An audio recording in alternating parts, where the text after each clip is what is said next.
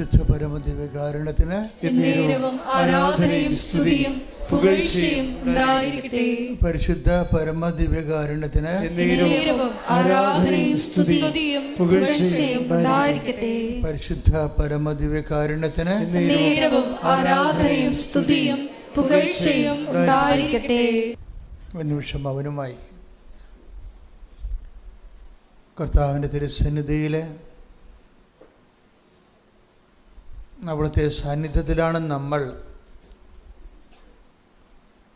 എന്ന ബോധത്തോടുകൂടി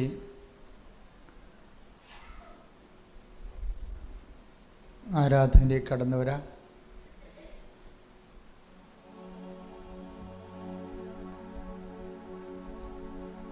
കർത്താവിൻ്റെ ഉന്നതമായ നാമത്തിന് സ്വസ്ഥം ചെയ്യുന്ന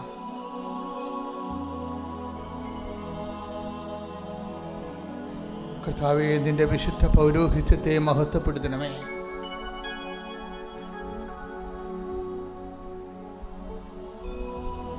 കർത്താവേ, സഭയിലുള്ള സാന്നിധ്യം നീ പ്രകടമാക്കണമേ.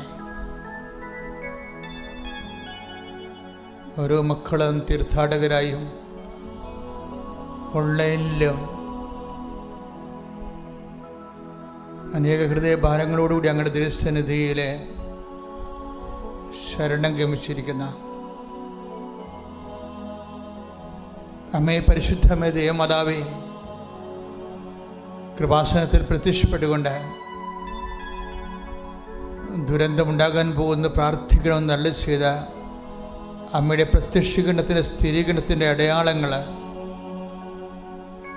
ഓരോ ദിവസവും ഓരോ നിമിഷവും ലോകത്തിലെ എല്ലാ വ്യക്തികളെയും കൃപാസനം മാതാവിനെ വിളിച്ചപേക്ഷിക്കുന്ന യേശുനാമത്തിൽ പ്രാർത്ഥിക്കുന്ന ഓരോ മക്കൾക്കും അനുഭവവേദ്യമാകുന്നത് പോലെ ഈ പ്രഭാതത്തിലും ഈ ദിവസത്തിലും ദൈവത്തിൻ്റെ സാന്നിധ്യം മനുഷ്യരുടെ കൂടെ എന്ന് സുവിശേഷം നൽകുന്ന വെളിപാടിൻ്റെ ശക്തിയാൽ ഞങ്ങളുടെ കഥനങ്ങളിലും കണ്ണുനീരിലും കർത്താവിൻ്റെ ആശ്വാസത്തിൻ്റെ കൈമുരൽ സ്പർശിക്കണമേ എന്ന് പ്രാർത്ഥിക്കുന്നു. യഭാത്ത തുറക്കപ്പെടട്ടെ എന്ന് കൽപ്പിച്ചുകൊണ്ട് ചുവടിൻ്റെ ചെവി തുറന്ന കർത്താവെ,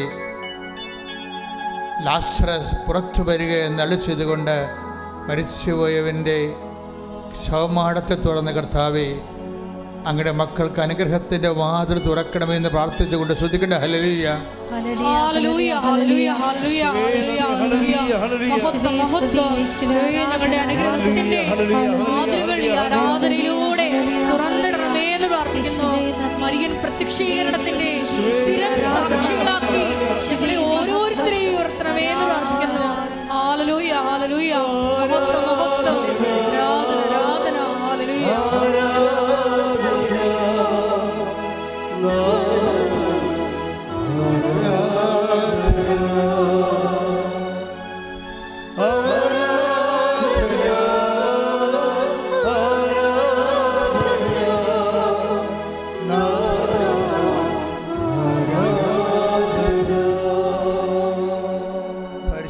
പരമദിവ്യകാരുണ്യത്തിന് ആരാധനയും സ്തുതിയും പുകഴ്ചയും ഉണ്ടായിരിക്കട്ടെ. കർത്താവിൻ്റെ ഉന്നതമായ നാമത്തിന് സ്വസ്ഥം ചെയ്യുന്ന കർത്താവേ, ദിവ്യകാരുണ്യമേ, ഈശോ ഞങ്ങൾക്ക് വേണ്ടി ക്രൂശിക്കപ്പെട്ടതിൻ്റെയും തിരുവിലാവിൽ മുറിവേറ്റതിൻ്റെയും നീ ഏറ്റുവാങ്ങിച്ച പരിഹാരപൂർണമായ തിരുമരണത്തിൻ്റെയും മഹത്വപൂർണമായ ഉയർത്തെഴുന്നേൽപ്പിൻ്റെ സ്വർഗത്തിൻ്റെ അവശേഷിപ്പായ ദിവ്യകാരുണ്യത്തിൻ്റെ തിരുസന്നിധിയിൽ ഞങ്ങൾ അങ്ങയുടെ തിരുസന്നിധി നിന്നുകൊണ്ട് നിന്റെ നാഥനും രക്ഷകനും ഏറ്റുപറഞ്ഞുകൊണ്ട് സ്തുതിക്കട്ടെ. ഹല്ലേലൂയ,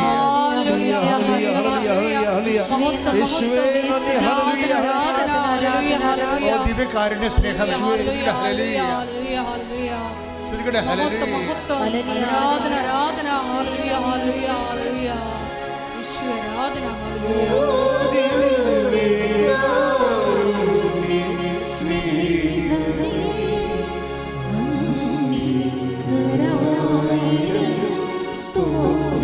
ഒരുമിച്ച് പാടുക എല്ലാവരും.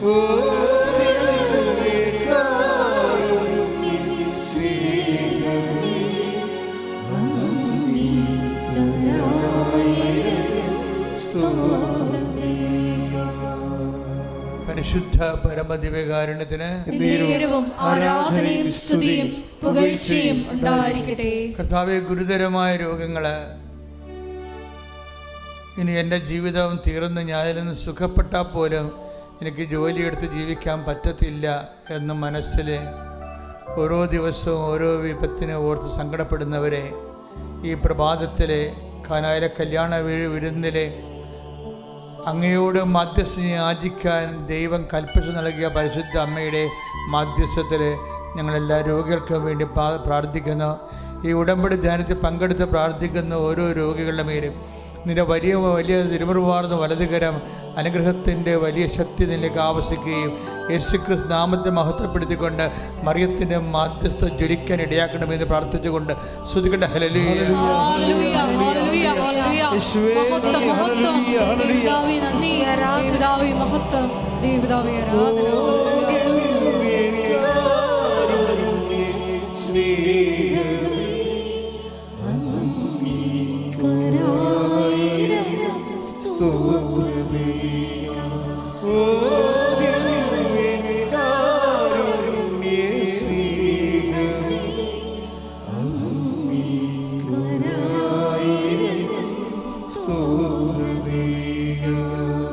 പരിശുദ്ധാത്മാവിൻ്റെ നിറവിലാണ്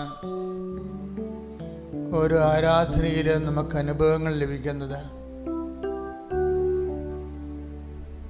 പരിശുദ്ധാത്മാവിൽ ആരാധിക്കുവാനും ആത്മാവിൻ്റെ അഭിഷേകത്തിന് അയോഗ്യതയുണ്ടെങ്കിൽ അത് ഓർത്തുകൊണ്ട് അനുതാപത്തോടെ ദാവീദിനെപ്പോലെ ഞങ്ങൾ പ്രാർത്ഥിക്കുന്ന കർത്താവേ, അങ്ങയുടെ തിരുസന്നിധിയിൽ നിന്ന് ഞങ്ങളെ തള്ളിക്കളയരുതേ, അങ്ങയുടെ പരിപാലനയെ ഞങ്ങൾ എടുത്തു കളയരുതേ. അങ്ങയുടെ പരിശുദ്ധാത്മാവിനാൽ ആരാധനാ സമൂഹത്തെ അഭിഷേകം ചെയ്യണമെന്ന് പ്രാർത്ഥിച്ചുകൊണ്ട് ശ്രദ്ധിക്കട്ടെ. ഹല്ലേലൂയ.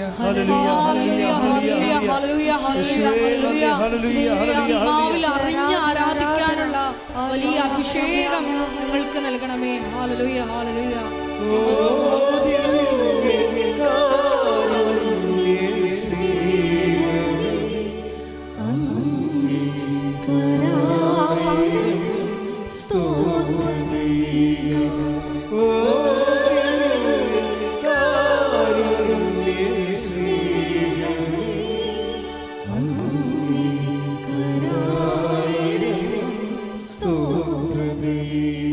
പരിശുദ്ധ പരമദിവ്യകാരുണ്യത്തിന് എന്നേരവും ആരാധനയും സ്തുതിയും പുകഴ്ചയും ഉണ്ടായിരിക്കട്ടെ. അനുതാപമില്ലാത്തവർക്ക് അഭിഷേകമില്ല എന്നുള്ളതാണ് ആരാധനയുടെ അടിസ്ഥാന പ്രമാണം. അനുതാപമില്ലാത്തവർക്ക് അഭിഷേകമില്ല എന്നുള്ളതാണ് ആരാധനയുടെ അടിസ്ഥാന പ്രമാണം. അതുപോലെ തന്നെ ഒരു പ്രമാണമാണ് ദൈവത്തെ സ്നേഹിക്കാത്തവർക്ക് ആരാധിച്ചതൊക്കത്തില്ല. കർത്താവെ, ഈ പ്രഭാതത്തിലെ ഓരോ പ്രഭാതത്തിലും അങ്ങയുടെ ദൈവസ്നേഹം ഞങ്ങളിൽ പുതിയ അഭിഷേകം നൽകുന്നത് പോലെ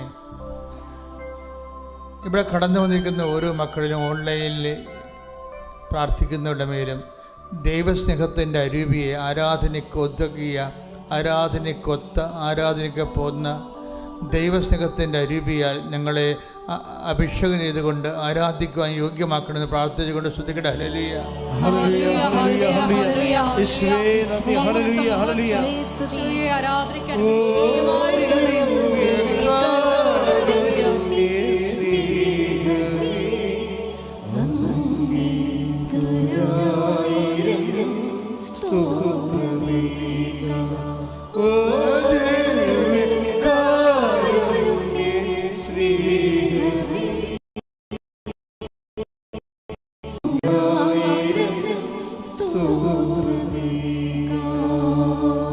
എൻ്റെ പ്രിയമുള്ളവരെ, ഇന്നലെ 16 കോടിയോളം കടമുള്ള ഒരു മകനെ അൾത്താറയിലെ പ്രാർത്ഥനയിൽ കണ്ടുമുട്ടി. ഇതുപോലെ വളരെ ഗ്രീവിയസ് ആയിട്ടുള്ള, അതുപോലെ തന്നെ ഇന്നലെ പ്രാർത്ഥിക്കാൻ വന്ന ഭർത്താവ് 8 പ്രാവശ്യം വെടിവെച്ച ഒരു ഭാര്യയെ അവളുടെ ഹൃദയത്തിലും നാക്കിലുമൊക്കെ വെടിയുണ്ട ചീറിപ്പോയി പാഞ്ഞതിൻ്റെ ഒരു പ്രത്യേക ഒരു ജീവിയായി നിൽക്കുന്ന അങ്ങനെയുള്ളവരൊക്കെയാണ് അൾത്താറയിൽ വരുന്നത്. അങ്ങനെ അലക്സച്ചനാണ് അവരെ അഭിസംബോധന. ധ്യാനത്തിൻ്റെ സമയം കഴിഞ്ഞായിരുന്നു. അപ്പം ഇതുമാത്രം മനുഷ്യരാണ് കൃപാസ്ഥാനത്താറെ ജീവനോടെ പ്രത്യക്ഷപ്പെട്ട പരിശുദ്ധ അമ്മയുടെ സാന്നിധ്യത്തിൽ, അമ്മയുടെ മാധ്യസ്ഥത്തിൽ ഈശോയിൽ അഭയം പ്രാപിക്കുന്നത്. അവസാനത്തെ അറ്റ കൈ പോലെയാണ് മനുഷ്യർ വരണത്. അങ്ങനെ അറ്റ കൈ അവസാനത്തെ അഭയകേന്ദ്രം എന്ന രീതിയിൽ വന്നിട്ടുള്ള അനേകം മക്കൾ, വന്നു പോയിട്ടുള്ളവർ, ഇപ്പോൾ പ്രാർത്ഥിച്ചുകൊണ്ടിരിക്കുന്നവർ, അവരുടെ മേലെല്ലാം സ്വർഗം തുറക്കപ്പെടട്ടെ എന്ന് പ്രാർത്ഥിക്കുന്നു. അവരുടെ കെട്ടുകൾ അഴിയപ്പെടുകയും അവർ സൗഖ്യം പ്രാപിക്കുകയും ദൈവത്തിൻ്റെ ശക്തി, മാതാവിൻ്റെ മധ്യസ്ഥം അവർ അനുഭവിക്കാൻ ഇടയാക്കി പ്രാർത്ഥിച്ചുകൊണ്ട് ശ്രുതികട ഹല്ലേലൂയ.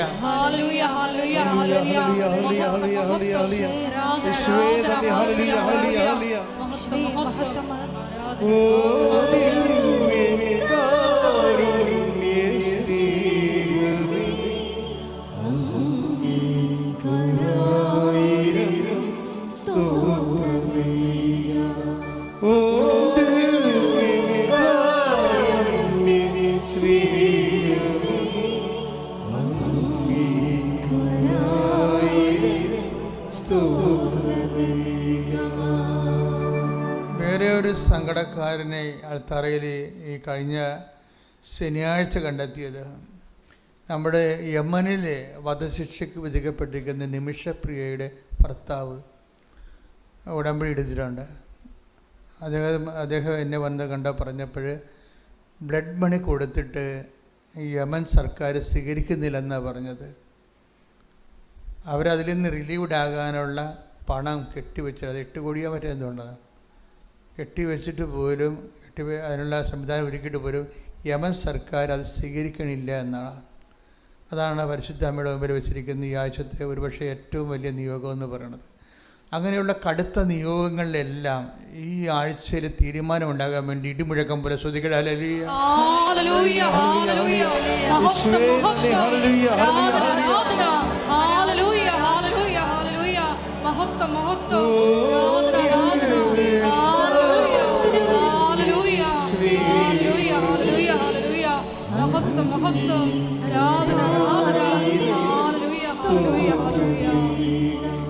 ഒരുമിച്ച് എല്ലാവരും ഓ ദിവ്യകാരുണ്യ സ്നേഹമേ, ഓ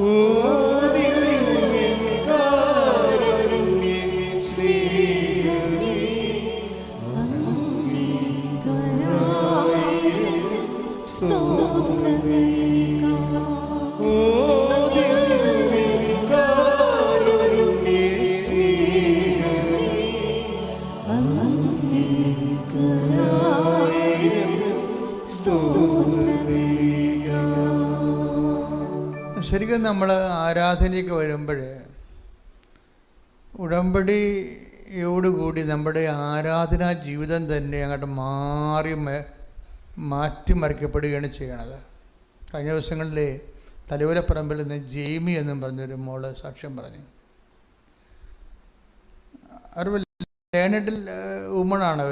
അവരുടെ സാക്ഷ്യങ്ങൾ വളരെ ചിട്ടയായിട്ടും അഭിഷേകസ്നിഗ്ധമായിട്ടാണ് പറയണത്. അപ്പോൾ അവർ പറഞ്ഞത്, ഞാൻ പണ്ട് കുർബാന അർപ്പിച്ചതുപോലെ അല്ല ഇപ്പോൾ കുർബാന അർപ്പിക്കുന്നത്. കാര്യം എന്താണ്? ഉടമ്പടിയിലായി കഴിഞ്ഞപ്പോൾ അവർക്ക് ദൈവമായിട്ട് ഒരു ബന്ധത്തിലായി, സുനിശ്ചിതമായ കൃത്യമായ തുളുമ്പാത്ത ഒരു ബന്ധമായി. അപ്പോഴെന്താ മനുഷ്യർക്കുണ്ടാകുന്നത്? മനുഷ്യർക്ക് ആത്മവിശ്വാസം വർദ്ധിക്കും. ആ സഹോദരിയുടെ സാക്ഷ്യം കേട്ടപ്പോഴേക്കും മനസ്സിലായത് ഉടമ്പടി എങ്ങനെയാണ് ഒരു മനുഷ്യനെ ഇങ്ങനെ ചേഞ്ച് ചെയ്യണം എന്നൊക്കെ മനസ്സിലായത്. അപ്പോൾ എനിക്ക് എൻ്റെ മനസ്സിലുണ്ടായിരുന്നൊരു വിഷമമെന്ന് പറയണത്, എല്ലാവർക്കും ഇത് സാധിക്കും, പക്ഷെ ചിലർ ആ വിഷയത്തിൽ മാത്രമാണ് അടിസ്ഥാനപ്പെടുന്നത്. ഉടമ്പടിക്ക് 2 അനുഭവ തലങ്ങളുണ്ട്. ഒന്ന്, നമുക്ക് വിഷയത്തിൽ അടിസ്ഥാനപ്പെടുത്തിക്കൊണ്ട് മുന്നോട്ട് പോകാൻ പറ്റും. നമ്മൾ ഉടമ്പടി നിയോഗം വെച്ചിരിക്കുന്ന വിഷയങ്ങളെ മാത്രം അടിസ്ഥാനപ്പെടുത്തിക്കൊണ്ട് നമുക്ക് മുന്നോട്ട് പോകാൻ പറ്റും. അതിൻ്റെ ഗ്രോത്തുകൾ, അത് നടക്കണുണ്ടോ, എന്തുമാത്രം സ്ലോയാണ് സ്പീഡാണെന്നൊക്കെ പരിശോധിച്ചുകൊണ്ട് ആ നിയോഗങ്ങളെ നിബദ്ധമായിട്ട് നമുക്ക് മുന്നോട്ട് പോകാൻ പറ്റും. അപ്പോൾ വരുന്നൊരു വിഷയം നമ്മുടെ വിഷയബന്ധിയായിട്ട് മാറും. അപ്പോൾ കുറച്ച് കഴിയുമ്പോൾ ദൈവവും നമ്മളുമായിട്ടുള്ള ബന്ധം ഒരു ഡ്രൈ റിലേഷനായി പോകും. ദൈവം നമ്മളുമായിട്ടുള്ള ഒരു ബയോളജിക്കൽ റിലേഷനുണ്ട്. എന്നുവെച്ചാൽ വളരെ ജൈവപരമായ ഒരു ബന്ധം. അത് വന്നാൽ നമ്മൾ വിചാരിക്കുന്ന രീതിയിലല്ല ഈ സംഭവം പോകാൻ പോണത്. എനിക്കിപ്പോഴും മനസ്സിലാക്കുന്ന ഉടമ്പടിയുടെ ഒരു 10% സാധ്യതകൾ മാത്രമേ ഇപ്പോഴും സാക്ഷ്യം പറഞ്ഞ് ആൾക്കാർക്ക് അനുഭവിക്കാൻ ഇടയായിട്ടുള്ളതെന്നുള്ളതാണ്. ഉടമ്പടിയുടെ ഒരു 10% സാധ്യതകൾ മാത്രമേ മനുഷ്യൻ ഇപ്പോഴും സാച്ചുറേറ്റ് ചെയ്തിട്ടുള്ളത്, സാക്ഷാത്കരിച്ചിട്ടുള്ളത്. എന്ന് വെച്ചാൽ ഇതിൻ്റെ കാരണം ഇതിൽ ഇൻവെസ്റ്റ് ചെയ്യുന്ന വ്യക്തികളുടെ ആത്മീയ നിലവാരം അനുസരിച്ച് കൊണ്ടാണ് ഈ ഉടമ്പടിയുടെ ദൈവാനുഭവ സാധ്യത എന്ന് പറയുന്നത്. അപ്പോൾ ആരെങ്കിലും തുനിഞ്ഞു കെട്ടി എൻ്റെ വിഷയത്തെക്കാൾ വലുത് എനിക്കെൻ്റെ ദൈവമാണെന്ന് ചിന്തിച്ചാൽ 50% പ്രീമിയം ആയിട്ടാണ് ഈ സാധനം ഡെവലപ്പ് ചെയ്ത് വരുന്നത്.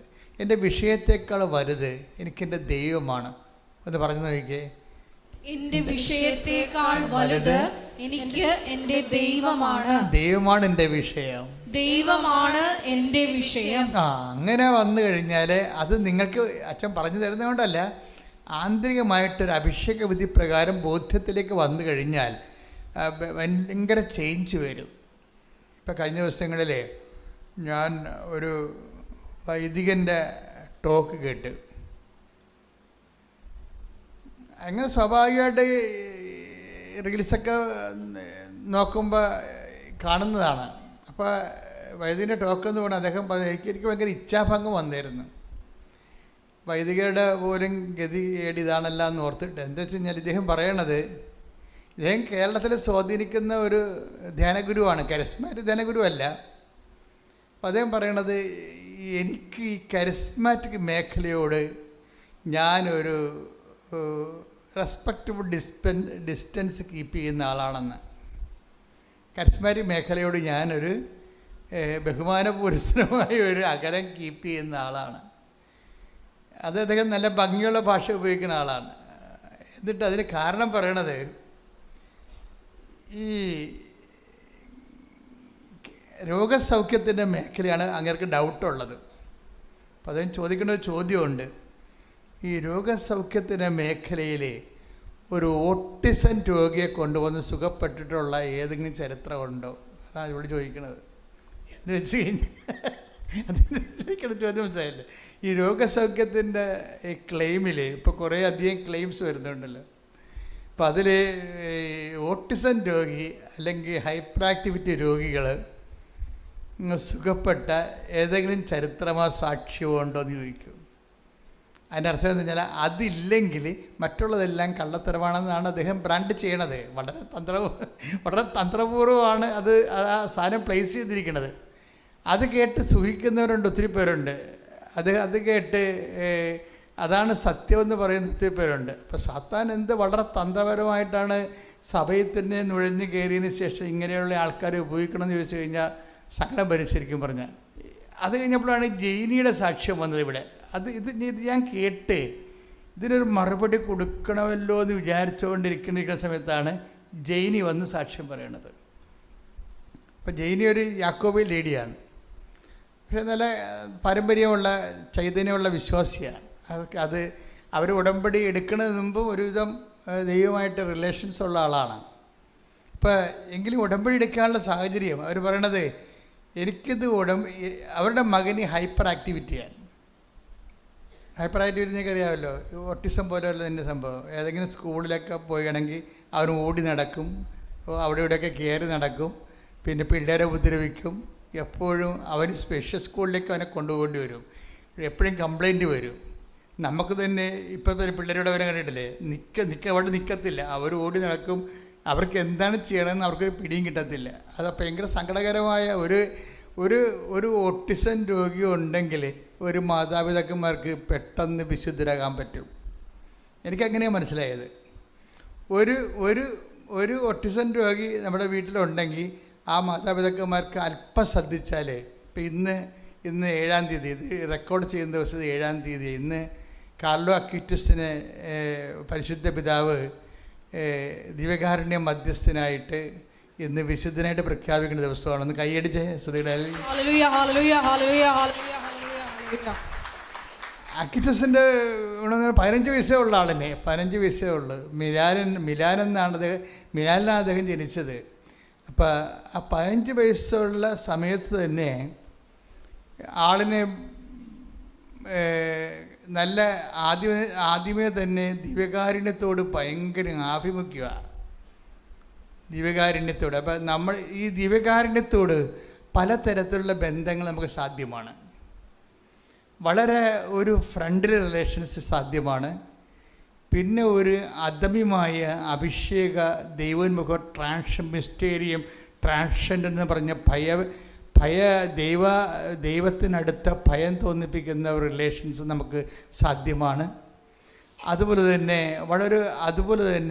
വളരെ അഭിഷേകസിദ്ധമായിട്ടൊരു ആരാധനാപൂർവമായ സാക്ഷ്യവും ഒരു ലവ് ദൈവസ്നേഹത്തിൻ്റെ തന്നെ ഏറ്റവും സ്പർശ്യമായ ഒരു മൗന മനന ധ്യാനത്തിനും കണ്ടംപ്ലേഷനും ഒക്കെ ദിവ്യകാരുണ്യം വല്ലാത്ത സാധ്യതകളാണ് ആരാധന ലോകത്തുണ്ടാക്കിയത്. അപ്പോൾ അക്വിറ്റസിന് ഈ ആരാധനയോട് ഭയങ്കര കമ്പമാണ് ദിവ്യകാരുണ്യം. അക്വിറ്റസിൻ്റെ ഹോബി എന്ന് പറഞ്ഞതെന്ന് വെച്ച് കഴിഞ്ഞാൽ കമ്പ്യൂട്ടർ ഒരു വെബ്സൈറ്റ് ഉണ്ടാക്കി വെച്ചിട്ടുണ്ട്. തന്നെത്താൻ ഉണ്ടാക്കിയതാണ്. കമ്പ്യൂട്ടർ വെബ്സൈറ്റ് ഉണ്ടാക്കിയിട്ട് അതുകൊണ്ടാണ് ഫ്രാൻസിസ് മാർപ്പാപ്പ അക്വിറ്റസിനെ വാഴ്ത്തപ്പെട്ടവനായിട്ട് പ്രഖ്യാപിച്ചു കഴിഞ്ഞപ്പോഴും ഫ്രാൻസിസ് മാർപ്പാപ്പ പറഞ്ഞെന്താണെന്നറിയാമോ? നമ്മുടെ ഇൻ്റർനെറ്റിൻ്റെ വിശുദ്ധനാണെന്നാണ്. കൈയടിക്കടെ. ഹല്ലേലൂയ ഹല്ലേലൂയ ഹല്ലേലൂയ. ഒരു കാലം ചേഞ്ച് ചെയ്തപ്പോൾ നമുക്ക് നല്ല വിശുദ്ധന്മാരെ കൂടി കിട്ടുകയാണ്. ആ കാലത്തിന് പറ്റിയ വിശുദ്ധന്മാരെ കിട്ടുകയാണ്. അപ്പോൾ എന്താണ് വിഷയം വെച്ചാൽ അക്വിറ്റസ് എപ്പോഴും ദിവ്യകാരുണ്യത്തെക്കുറിച്ച് തന്നെ ചിന്തിക്കും, എപ്പോഴും ആലോചിക്കും. എന്നിട്ട് ദിവ്യകാരുണ്യത്തിൽ നടന്നിട്ടുള്ള അത്ഭുതങ്ങളെല്ലാം കളക്ട് ചെയ്യും. ലോകത്തെവിടെയെല്ലാം 100, 104, 128 അത്ഭുതങ്ങൾ നടന്നിട്ടുണ്ട് ദിവ്യകാരുണ്യം ബ്ലഡായിട്ട് മാറണതും ദിവ്യകാരുണ്യം മാംസമായിട്ട് മാറണതും. അങ്ങനെ ഓരോരോ കാലത്ത് ഞാൻ തന്നെ എനിക്ക് ഇവിടെ 2-3 ദിവ്യകാരുണ്യ അനുഭവങ്ങളുണ്ടായി. അതായത് ഞാനൊരു വാടക്കേ പള്ളിയിലിരിക്കുന്ന കാലത്ത്, അതായത് 2003 കാലഘട്ടമാണ്. അപ്പോൾ നമ്മൾ കൃപാസന ധ്യാനത്തിൽ എപ്പോഴും ദിവ്യകാരുണ്യം ഉണ്ടാകുമല്ലോ, എനിക്കറിയാമല്ലോ. ദിവ്യകാരുണ്യം ഇല്ലാത്തൊരു ആരാധനയും ഉണ്ടാകത്തില്ല. അപ്പോൾ എന്താണെന്ന് വെച്ചാൽ ഈ അവിടെ ഒരു ചേടത്തി, ഞാനൊരു സ്ഥലത്ത് ഒരു കുരിശ് പേരെ വെഞ്ചരിക്കാൻ പോയി. ലതീഞ്ഞ നടത്താൻ പോയി. ലിറ്റനിയില്ലേ, നമ്മൾ കൊന്തയിൽ പ്രാർത്ഥിക്കുന്ന ലിറ്റനി, ലിറ്ററജിക്കൽ രൂപമാണത്. അത് പാടി പ്രാർത്ഥിച്ച് ധൂപിച്ച് പ്രത്യേക പ്രാർത്ഥനയിൽ നമ്മുടെ ജവമാരുടെ ഭാഗമായിട്ട് ആൾക്കാർ ആഘോഷമായിട്ട് നടത്തുന്ന ശുശ്രൂഷയാണ്. അപ്പോൾ ഞാൻ ലിറ്ററിന് നടത്താൻ വേണ്ടി ചെന്നപ്പോൾ അപ്പോൾ രണ്ട് സഹോദരികൾ വന്ന് എന്നെ കണ്ടച്ഛൻ പറഞ്ഞ് ലിറ്ററി കഴിഞ്ഞു. ഇപ്പം ഞാൻ ഇങ്ങനെ പള്ളിയിലോട്ട് പോരാൻ വേണ്ടി നിൽക്കുമ്പോൾ 2 സഹോദരി വന്നിച്ചും പറഞ്ഞു, അച്ഛൻ്റെ അമ്മ കിടപ്പായിപ്പോയി, അച്ഛൻ അറിഞ്ഞാന്ന് ചോദിച്ചു. അച്ഛൻ്റെ അമ്മ കിടപ്പായിപ്പോയി, അച്ഛൻ അറിഞ്ഞാന്ന് ചോദിച്ചു. അപ്പോൾ എനിക്കാണെങ്കിൽ ആരെയാണ് ഉദ്ദേശിക്കണമെന്ന് പിടിയില്ല. ഞാനെല്ലാം അമ്മച്ചിന്നാണ് എല്ലാവരെയും വിളിക്കണത്, പ്രായമുള്ളവരെല്ലാവരെയും. അപ്പോൾ ആരെയും ഉദ്ദേശിക്കണമെന്ന്. അപ്പോൾ ഞാനത് അവരെ ഞാൻ അറിയത്തില്ലെന്ന് പറയണത് അവർക്കൊരു ക്ഷീണമല്ലേ. അതുകൊണ്ട് ഞാൻ മിണ്ടാതെ അവരുടെ കൂടെ പോയി. അവിടെ വീട്ടിലോട്ട് പോയപ്പോഴുണ്ടല്ലോ ഒരു വലിയ, അതായത് ഞാൻ എപ്പോഴും കുർബാന കഴിഞ്ഞിട്ട് ഇരുന്ന് പ്രാർത്ഥിക്കുന്ന ഒരു സ്ഥലമുണ്ട്. എല്ലാ കുർബാനയും കഴിഞ്ഞിട്ട് കുർബാന കഴിയുമ്പോൾ നന്ദി പ്രകാശിപ്പിക്കാൻ വേണ്ടി ഇരിക്കണ ഒരു ചെയർ അവിടെ ഉണ്ട്, ഒരു തൂണുണ്ട് ആൾത്താരുടെ വാതിക്കൽ.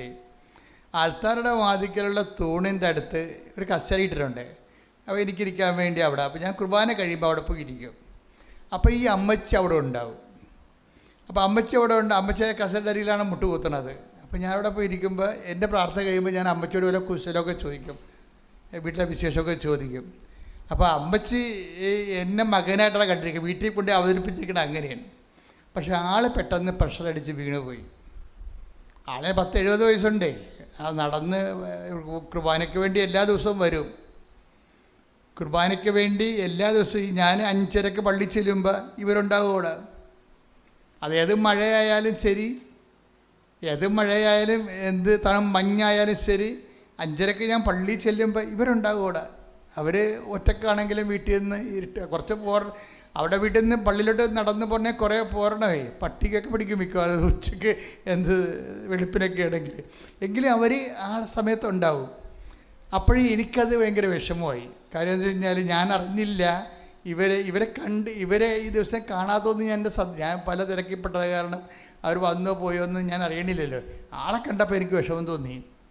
അപ്പം ഞാൻ എന്ത് വെച്ച് കഴിഞ്ഞാൽ ഞാൻ ഉടനെ പറഞ്ഞ് കുർബാന കൊടുക്കാൻ പറ്റുമോ അച്ഛന്ന് അവർ പിള്ളേരോട് ചോദിച്ചു. മരുമക്കളാണ്. അപ്പോൾ കുർബാന കൊടുക്കാൻ പറ്റാന്ന് വെച്ചാൽ അവർക്ക് ആളിന് വലിയ ബോധമില്ല. വലിയ ബോധമില്ല, ബോധമേ ഇല്ല. അതാണ് കാര്യം. പ്രഷർ അടിച്ചിട്ട് ഈ ഭക്ഷണമൊക്കെ ട്യൂബിലൂടെയാണ് കൊടുക്കണതേ.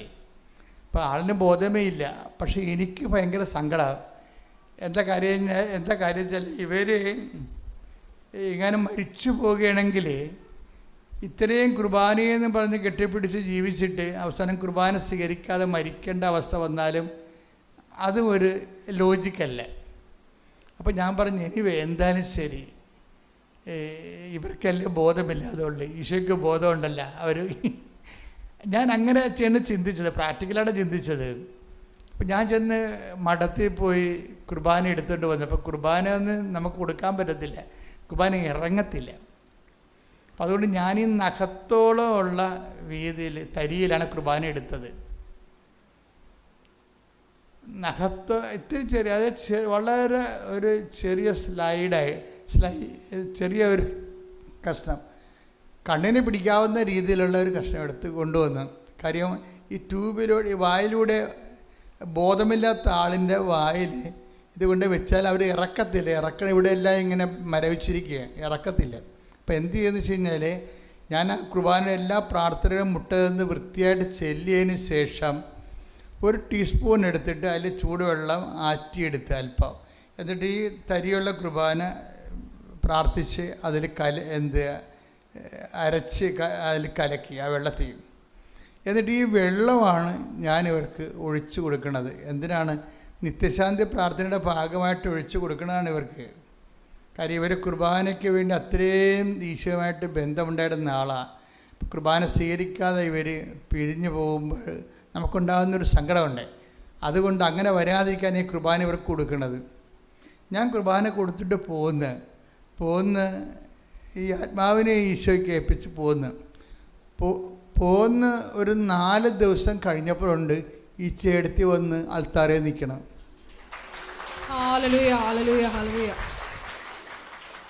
അതാണ് കുർബാന എന്ന് പറയുമ്പോൾ. അതാണ് കുർബാന. നമുക്കൊന്നും വിധി കൽപ്പിക്കാൻ പറ്റത്തില്ല. അനന്തമായ സാധ്യതയാണ് കുർബാന എന്ന് പറയണത് നമ്മുടെ മുമ്പിൽ. ഒന്ന് ശ്രുതിക്കട്ടെ ഹല്ലേലൂയ. ഓസ്തിയിൽ വാഴും ശ്രുതിക്കട്ടെ ഹല്ലേലൂയ. യേശുവേ സ്തുതി.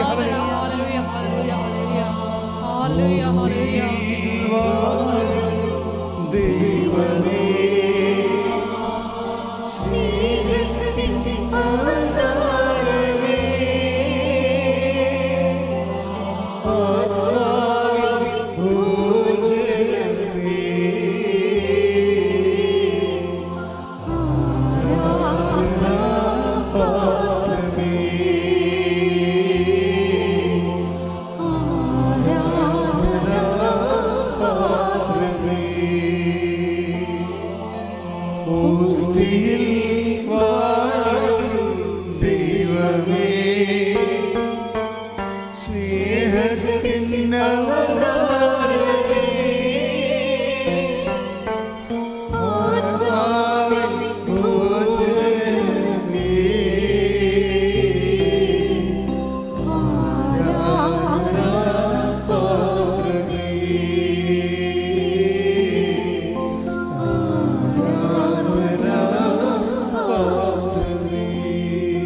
പരിശുദ്ധ പരമദിവ്യകാരുണ്യത്തിന് എന്നേരവും ആരാധനയും സ്തുതിയും പുകഴ്ചയും ഉണ്ടായിരിക്കട്ടെ. പരിശുദ്ധ പരമദിവ്യകാരുണ്യത്തിന് എന്നേരവും ആരാധനയും സ്തുതിയും പുകഴ്ചയും ഉണ്ടായിരിക്കട്ടെ.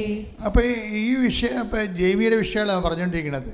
അപ്പം ജെയ്മിയെ സംബന്ധിച്ചിടത്തോളം ഈ ഉടമ്പടിയിലാണെന്ന് പറഞ്ഞാൽ ആൾ ഫുള്ളായിട്ട് ഉടമ്പടിയിലാണ്. ജീവിതവും പ്രവർത്തന ഉടമ്പടിയിലാണ്. ഇപ്പം കുർബാനയ്ക്ക് കൂടുന്ന സമയത്ത് പറയണത് ഞാനിങ്ങനെ കരഞ്ഞോണ്ടേ ഇരിക്കുമെന്ന് പറയണം. കുർബാന അത് ശരിയാണ്. കുർബാനയുടെ സത്ത മനസ്സിലാക്കി കഴിഞ്ഞാൽ ഈശോ നമുക്ക് വേണ്ടി അനുഭവിച്ച ആത്മസമർപ്പണത്തെക്കുറിച്ചും അനുഭവിച്ച പീഡാസഹനങ്ങളെക്കുറിച്ചും മാനസിക സംഘർഷങ്ങളെക്കുറിച്ചും ഒക്കെ നമ്മൾ ചിന്തിച്ച് അതിനെയാണ് കുർബാനയാക്കിയിരിക്കുന്നത്. അതിനെയാണ് ഓർമ്മയ്ക്കായി ചെയ്യാൻ പറയുന്നത്. ആ ഓർമ്മ അനുഷ്ഠിക്കുമ്പോൾ നമ്മൾക്ക് ഉണ്ടാകുന്ന അഭിഷേകവും ആത്മബന്ധവും എന്ന് പറയുന്നത് ചിന്തിക്കാനാവാത്ത ഒരു ആത്മീയ അനുഭൂതിയാണ്. ഉടമ്പടിയിലുള്ള എല്ലാ മക്കൾക്കും ഉണ്ടാകും. ഉടമ്പടിയിലുള്ള മക്കൾ കുർബാന കൂടുമ്പോൾ വളരെയേറെ ശ്രദ്ധിക്കണം. കാര്യം എന്താണ്? അവർ മറ്റുള്ളവരെക്കാൾ മാതാവിൻ്റെ മധ്യസ്ഥതയിൽ ദൈവതിരുസന്നിധിയിൽ സുവിശേഷം ജീവിക്കുന്നവരാണ്. സുവിശേഷം ജീവിക്കുന്നവർ കുർബാന കൂടിക്കഴിയുമ്പോൾ അതിൻ്റെ അഭിഷേകം എന്ന് പറയുന്നത് ഉന്നതമായ അഭിഷേകമാണ്. അതുകൊണ്ടാണ് പറയുന്നത്, ഞാൻ പണ്ടേ കുർബാന നല്ലവണ്ണം കൂടുന്ന ആളായിരുന്നു. പക്ഷേ ഉടമ്പടി എടുത്തപ്പോൾ ഞാൻ കുർബാനയുടെ സമയത്ത് പണ്ടൊക്കെ പല കാര്യങ്ങളെക്കുറിച്ചും കുർബാന കഴിഞ്ഞ് ചെയ്യേണ്ട കാര്യങ്ങളെക്കുറിച്ച് ഞാൻ ചിന്തിക്കുമായിരുന്നു. ഇപ്പോഴും ഞാൻ ഒറ്റ നിപ്പാണ്. അതാണ് വ്യത്യാസം. ഉടമ്പടി എടുക്കണമെങ്കിൽ ഞാൻ കുർബാന കൂടുമായിരുന്നു. ജെയ്മി അങ്ങനെ പറയണത്. പക്ഷേ ഞാൻ കുർബാനയുടെ ഇടയ്ക്ക് ഞാൻ കുർബാന കഴിഞ്ഞ് ചെയ്യേണ്ട കാര്യങ്ങളൊക്കെ കുറിച്ച് ചിന്തിക്കും. പക്ഷേ ഉടമ്പടിയിലായി കഴിഞ്ഞപ്പോൾ ദൈവത്തെ ആഴമായി മനസ്സിലാക്കി കഴിഞ്ഞപ്പോൾ ഞാനിപ്പോഴേ മുഴുവനും 100% കുർബാനയിലങ്ങനെ മുഴുകയാണ് നിൽക്കണമെന്നാണ്. ഓരോ വാക്കിലും ഓരോ പാട്ടിലും ഓരോ പ്രവർത്തനങ്ങളിലും. കാര്യം എല്ലാ രീതിയിലുമുള്ള കുർബാനകളിലെല്ലാം വളരെ ശക്തമായ ദൈവസാന്നിധ്യത്തിൻ്റെ പാട്ടുകളുണ്ട്. അപ്പം അതൊക്കെ നിങ്ങൾ കേൾക്കുമ്പോൾ തന്നെ അതിൻ്റെ കൂടെ ഏത് റൈറ്റിലെ കുർബാനയ്ക്കാണ് പങ്കെടുക്കുന്നത് അതിൻ്റെ കൂടെ അങ്ങ് പാടുകയും പ്രാർത്ഥിക്കുകയും മൗനമായി. ഇപ്പോൾ ലാറ്റിൻ കുർബാന മാസത്തിനൊക്കെ ആണെങ്കിൽ മൗനമായ സമയങ്ങളുണ്ട്. കുർബാന സ്വീകരിച്ചു കഴിഞ്ഞാൽ പിന്നെ സേക്രഡ് സൈലൻസ് എന്ന് പറയും. അത് വല്ലാത്തൊരു സമയമാണ്. അതുപോലെ തന്നെ നമ്മൾ കുർബാന തുടങ്ങാൻ തീരത്തും ഒരു സൈലൻസ് ഉണ്ട്. അനുതാപത്തിൻ്റെ, നിശബ്ദതയുടെ, ബഹളം ഇല്ലാതെ മനുഷ്യൻ ദൈവമായിട്ട് കണ്ടുമുട്ടുന്നുമ്പോഴുള്ളൊരു ഹോംവർക്കാണ് ആ ടൈം. ദൈവമായിട്ട് കണ്ടുമുട്ടിക്കഴിഞ്ഞുള്ള ദൈവത്തോടുള്ള മനസ്സിൻ്റെ സംവേദനങ്ങളാണ് അവസാനത്തെ സേക്രഡ് സൈലൻസ് എന്ന് പറയുന്നത്. അപ്പോൾ ഇതെല്ലാം ദൈവം നമുക്ക് നൽകിയിരിക്കുന്നത് ആവുന്ന വിധത്തിലെല്ലാം ദൈവമായിട്ട് മനുഷ്യൻ ജീവിക്കാനാണ്. നമുക്ക് പലപ്പോഴും വരുന്നൊരു വിഷയം, ദൈവമായിട്ട് നമ്മൾ ഗുരുതരമായൊരു ജീവിതമില്ല, പിന്നെ ഒരു ആചാര അനുഷ്ഠാന പ്രകാരമുള്ളൊരു കാട്ടിക്കൂട്ടലും ഉള്ള സാങ്കേതികതകളാണ് ഉള്ളത്. അപ്പം ആ ഒരു ലെവല് നിങ്ങൾ ചേഞ്ച് ചെയ്യണം. ഒന്ന് പ്രാർത്ഥിക്കുക. കർത്താവായ ദൈവമേ, ആഴമായ ആത്മബന്ധത്തോടെ കാർലോ അക്യൂറ്റസിനെ പോലെ പരിശുദ്ധ കുർബാനയുടെ ധ്യാനത്തോഴനാകാൻ എന്നെ അനുഗ്രഹിക്കണമേ. ശ്രുതികട ഹല്ലേലൂയ.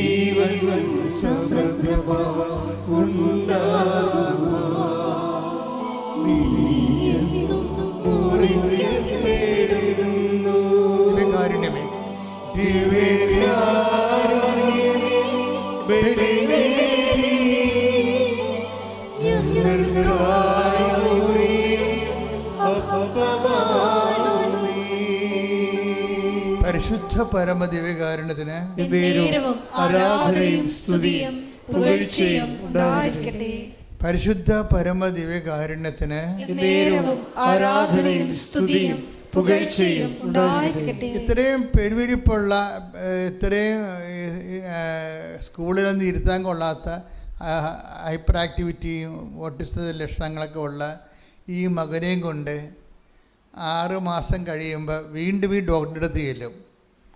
അപ്പോൾ ഇവനെ കാണുമ്പോൾ ഡോക്ടർ ചോദിക്കും, ഇപ്പം മരുന്നെല്ലാം കൃത്യമായിട്ട് കൊടുക്കുന്നുണ്ടല്ലോ അല്ലേന്ന് ചോദിക്കും. അപ്പോൾ ജെയ്മി പറയും, ഡോക്ടർ തന്ന മരുന്നൊന്നും കൊടുത്തിട്ടില്ല. കൊടുത്തില്ലേ? പിന്നെ കൊച്ചിങ്ങനെ സുഖപ്പെട്ട് നിൽക്കണില്ല എന്ന് പറയും. അപ്പം ഞാനൊരാളെ കണ്ടുമുട്ടി ഡോക്ടർ എന്ന് പറയും. ആരാണ്? ഈശോനോട് പറയാൻ അധികാരമുള്ള ഒരാളെ കണ്ടുമുട്ടിയെന്ന്.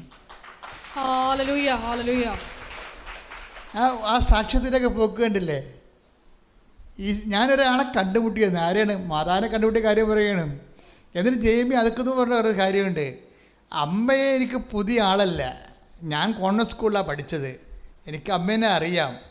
അപ്പോൾ എൻ്റെ മനസ്സ് പറഞ്ഞ്, നമ്മൾക്ക് അമ്മേനെ എല്ലാവർക്കും അറിയാം, പക്ഷേ നമ്മൾ അറിയാത്ത അമ്മയാണ് കൃപാസനത്തിലത്. അത് വേറെ ഒരു ലെവലാണത്.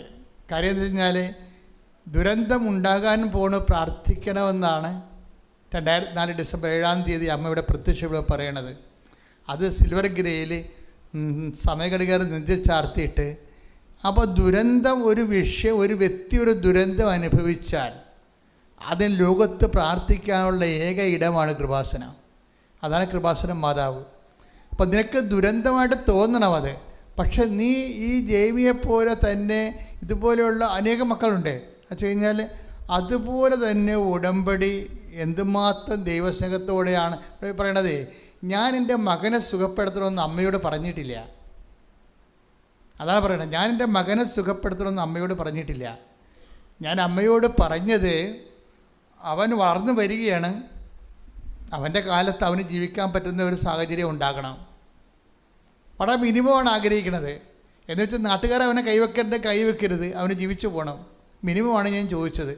അമ്മ തന്നത് മാക്സിമം ആണെന്ന്. ശ്രുതികട ഹല്ലേലൂയ, ഹല്ലേലൂയ, ഹല്ലേലൂയ, ഹല്ലേലൂയ, ഹല്ലേലൂയ. യേശുവേ നന്ദി, ഹല്ലേലൂയ, ഹല്ലേലൂയ.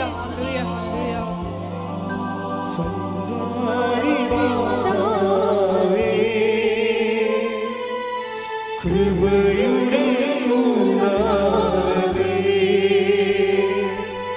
സഞ്ചാരി മാതാവേ, കൃപയുടെ കൂടാരമേ,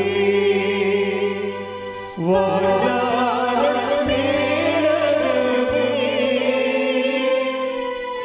കൃപാസനത്തിൻ്റെ അമ്മേ, വാഗ്ദാനമേടകമേ,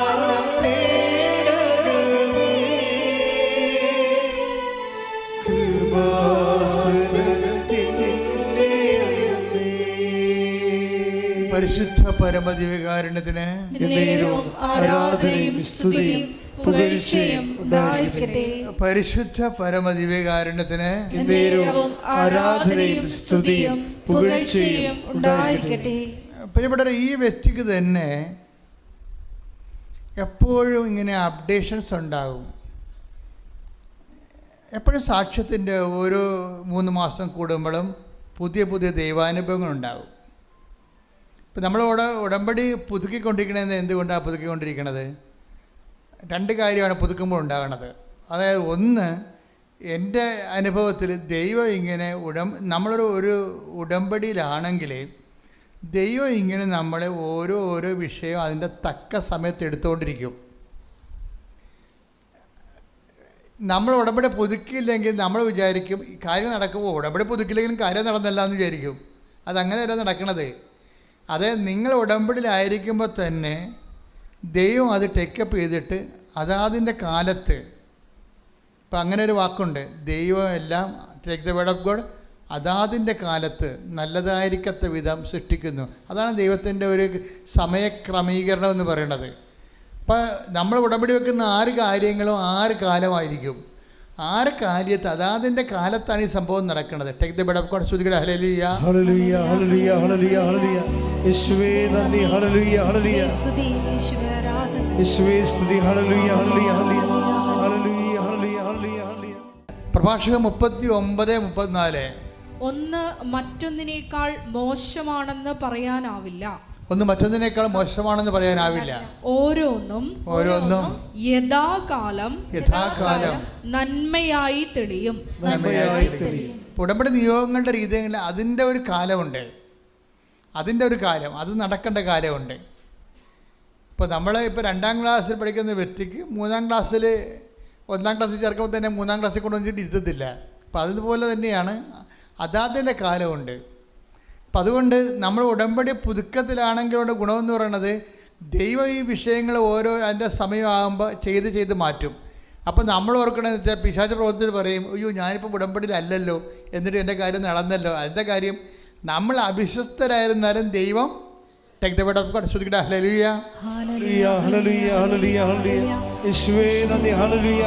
മാതാവേ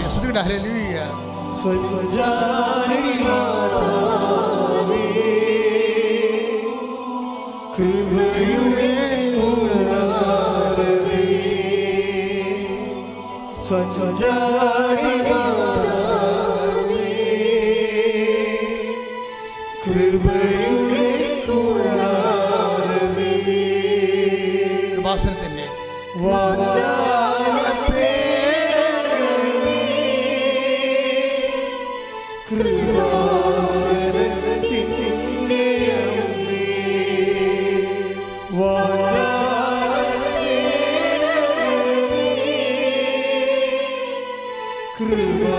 കൃപാസനത്തിൻ്റെ പരിശുദ്ധ പരമദിവ്യകാരുണ്യത്തിന് ആരാധനയും സ്തുതിയും പുകഴ്ചയും ഉണ്ടായിരിക്കട്ടെ. 2 തിമോത്തിയോസ് 2:13. 2 തിമോത്തി 2:13 എപ്പോഴും മറന്നു പോകാതിരിക്കേണ്ട വചനമാണ്, ക്യാപിറ്റൽ വേർഡാണ്. എന്താണ് 2 തിമോത്തി പറഞ്ഞേ? 2 തിമോത്തിയോസ് 2:13. എന്താണ് വിഷയം? നാം അവിശ്വസ്തരായിരുന്നാലും അവൻ വിശ്വസ്തനായിരിക്കും. ഇതൊരു പ്രശ്നമാണ്. ദൈവം അതാതിൻ്റെ കാലത്ത് നിങ്ങളുടെ നിയോഗങ്ങളെ ഏറ്റെടുത്തുകൊണ്ടിരിക്കും. പക്ഷെ നമ്മളെ സംബന്ധിച്ചിടത്തോളം അയ്യോ ഇനി പത്രം കൊടുക്കണമല്ല, ഇനി എന്താ ചിലർക്ക് വിശുദ്ധി ജീവിക്കണ പോലും ഭയങ്കരമായിട്ടുള്ള ചലഞ്ചാണ്. അപ്പം അതുകൊണ്ട് അവർ ഉടമ്പടി അവസാനിക്കുമ്പോൾ ഈ ലോകത്താന്മാരാണെങ്കിലേ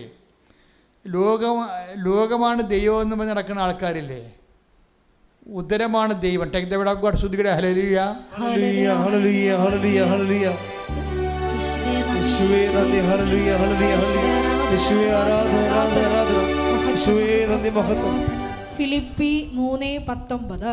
ഫിലിപ്പിയർ 3:19. നാശമാണ് അവരുടെ അവസാനം, ഉദരമാണ് അവരുടെ ദൈവം. ലജ്ജാകരമായതിൽ അവർ അഭിമാനം കൊള്ളുന്നു. അപ്പം അതായത് ചിലർക്ക് ഉദരമാണ് ദൈവം. അതുകൊണ്ട് എന്താ പറയും, എങ്ങനെ അപ്പോൾ ഉടമ്പടി ഇല്ലെങ്കിൽ പിന്നെ ഉപവസിക്കേണ്ട കാര്യമില്ല ബുധനാഴ്ച. അപ്പോൾ ഉപവാസത്തിന് രക്ഷപ്പെടാൻ വേണ്ടി ഉടമ്പടി അവസാനിപ്പിക്കുന്നവരുണ്ട്. അവർക്കൊരു ആശ്വാസമാണ് ഉടമ്പടി തീരുമ്പോൾ. അതിൻ്റെ കാര്യം അവർ ലോകത്താന്മാരായതുകൊണ്ടാണ്. ലോകത്താന്മാരാന്ന് പറയുമ്പോൾ നമ്മൾ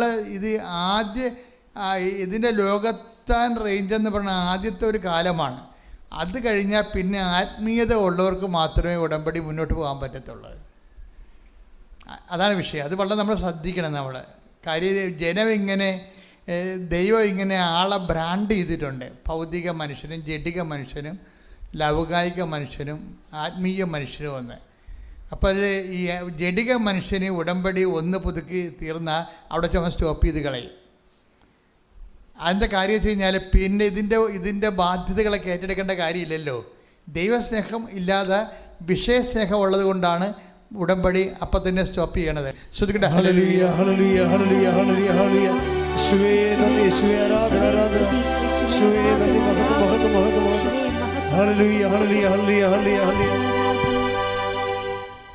1 1 കൊരിന്തോസ് 2:14-15. 1 കൊരിന്തോസ് 2:14-15. ലൗകിക മനുഷ്യന് ദൈവാത്മാവിന്റെ ദാനങ്ങൾ ഭോഷത്വമാകയാൽ അവനത് സ്വീകരിക്കുന്നില്ല. ഈ ദാനങ്ങൾ ആത്മീയമായി വിവേചിക്കപ്പെടേണ്ടവയാകയാൽ അവ ഗ്രഹിക്കാനും അവന് സാധിക്കുന്നില്ല. ഈ ഉദരമാണ് ദൈവം എന്ന് പറഞ്ഞ ആശയമില്ല. ഭൗതിക ഉദരമാണ് ദൈവം എന്ന് പറയുമ്പോൾ തീറ്റിപ്പണ്ടാരാന്നല്ല എൻ്റെ അർത്ഥം. ലൗകികമായ കാര്യങ്ങൾക്ക് മാത്രം ദൈവത്തെ അവലംബം വെക്കുന്ന ആൾക്കാരാണ്.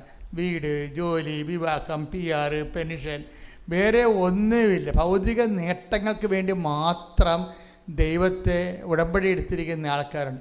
അവർക്ക് ആത്മീയത ഒരു പ്രശ്നമല്ല. നിങ്ങളുടെ ഉടമ്പടി പല സമയത്ത് സ്ലോ ആകാൻ കാരണം, പിത്ത പിടിക്കാൻ കാരണം എന്താ കാര്യം? ഉടമ്പടിക്ക് ഇങ്ങനെ കൊളസ്ട്രോൾ അടിക്കാൻ കാര്യം എന്താ? ഉടമ്പടി കൊളസ്ട്രോൾ അടിക്കാൻ കാര്യം ഇത് മൊത്തം ദൈവത്തെ സമീപിക്കുന്ന രീതിയുടെ കുഴപ്പമാണ്. ദൈവത്തിന് വേണ്ടി സ്വീകരിക്കുന്നതിന് പകരം ദൈവത്തിൻ്റെ ആനുകൂല്യങ്ങൾ അടിച്ചു മാറ്റാൻ വേണ്ടിയുള്ള തന്ത്രവിദ്യയായിട്ട് ഉടമ്പടിയെ നിങ്ങൾ ന്യൂനീകരിക്കുന്നുണ്ട്. അതുകൊണ്ടാണ് ആധ്യാത്മികമായ വളർച്ചയില്ലാത്തത്. ഉടമ്പടിയിലൂടെ ഈ ലൗകിക മനുഷ്യനാണ് അങ്ങനെ വളർച്ച മുറ്റി പോണത്. റോമ 8:9 എടുത്ത് ശ്രുതിയുടെ ഹല്ലേലൂയ.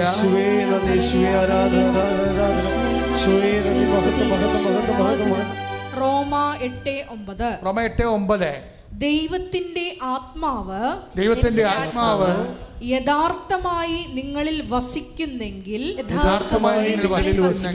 നിങ്ങൾ ജഡികരല്ല, ആത്മീയരാണ്. അപ്പോൾ ദൈവം രണ്ടായിട്ടാണ് ആൾക്കാരെ തിരിക്കേണ്ടത്. എന്താണ് ജഡികരും ആത്മീയരും?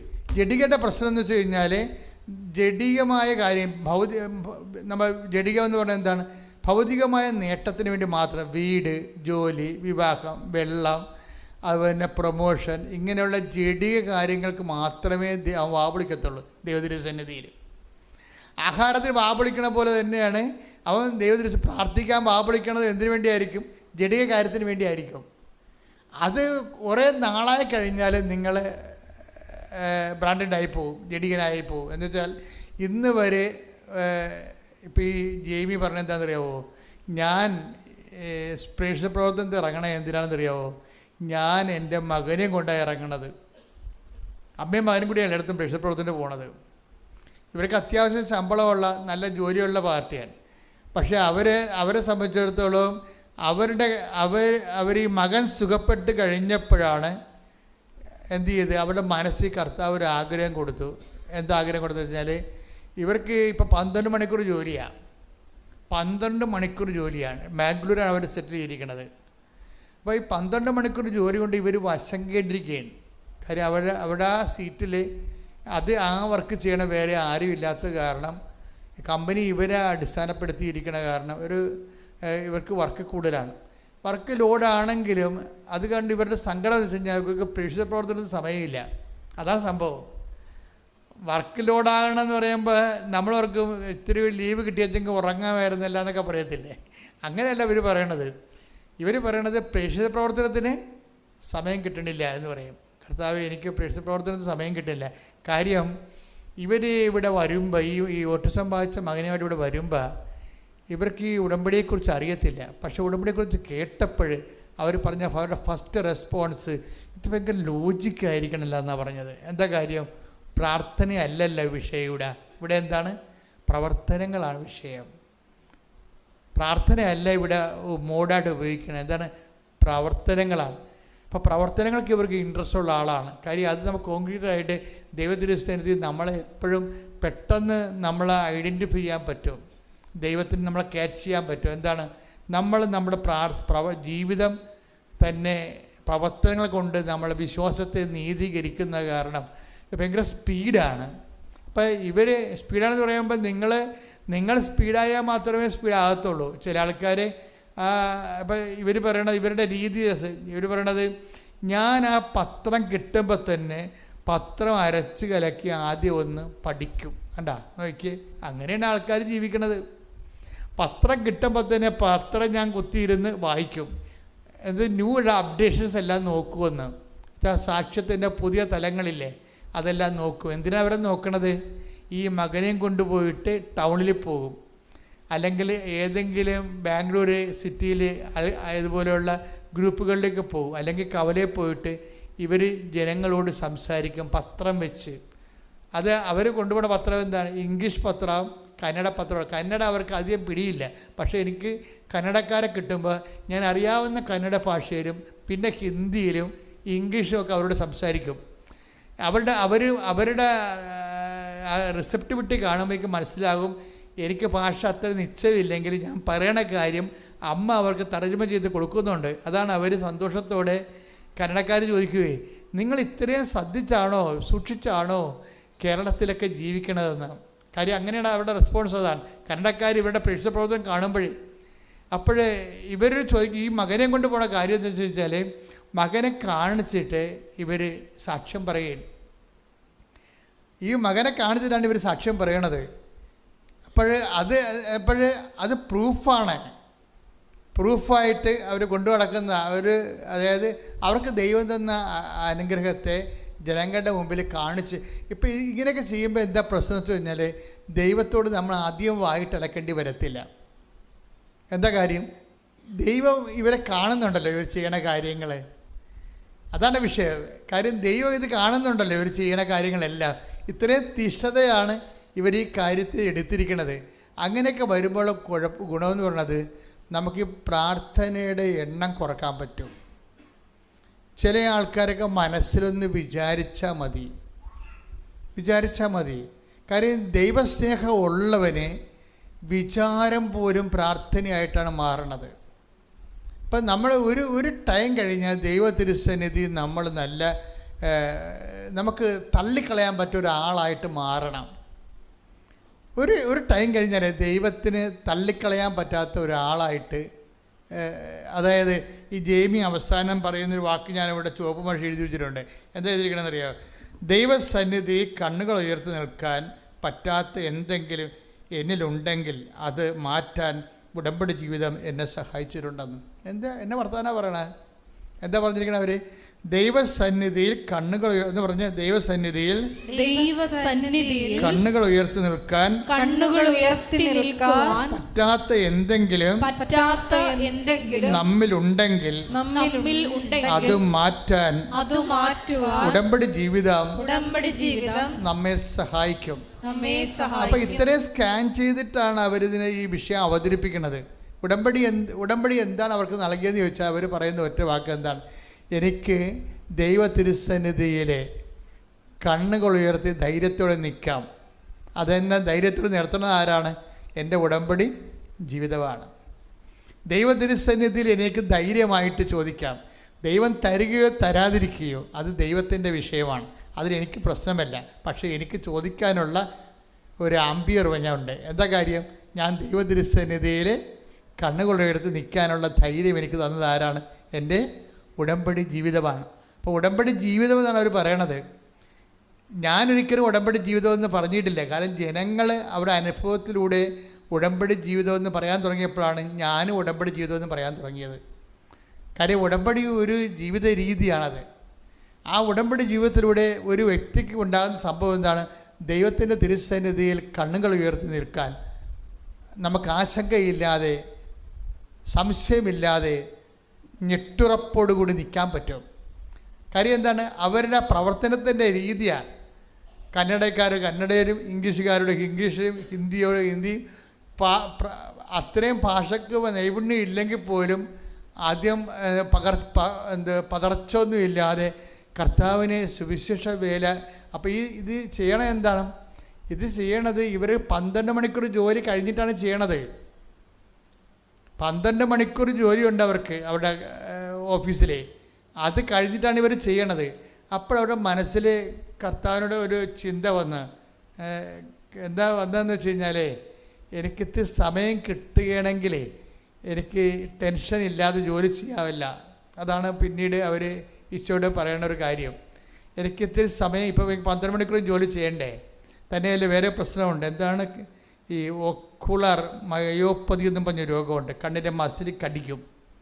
അപ്പം അത് കണ്ണിന് അതുകൊണ്ട് ഈ കമ്പ്യൂട്ടർ നോക്കി കുറച്ച് നേരം ഇരുന്ന് കഴിഞ്ഞാൽ തന്നെ കണ്ണൊക്കെ വല്ലാത്ത രീതിയിൽ കണ്ണ് നിറയാനും മസിൽ പിടിക്കാനൊക്കെ തുടങ്ങും.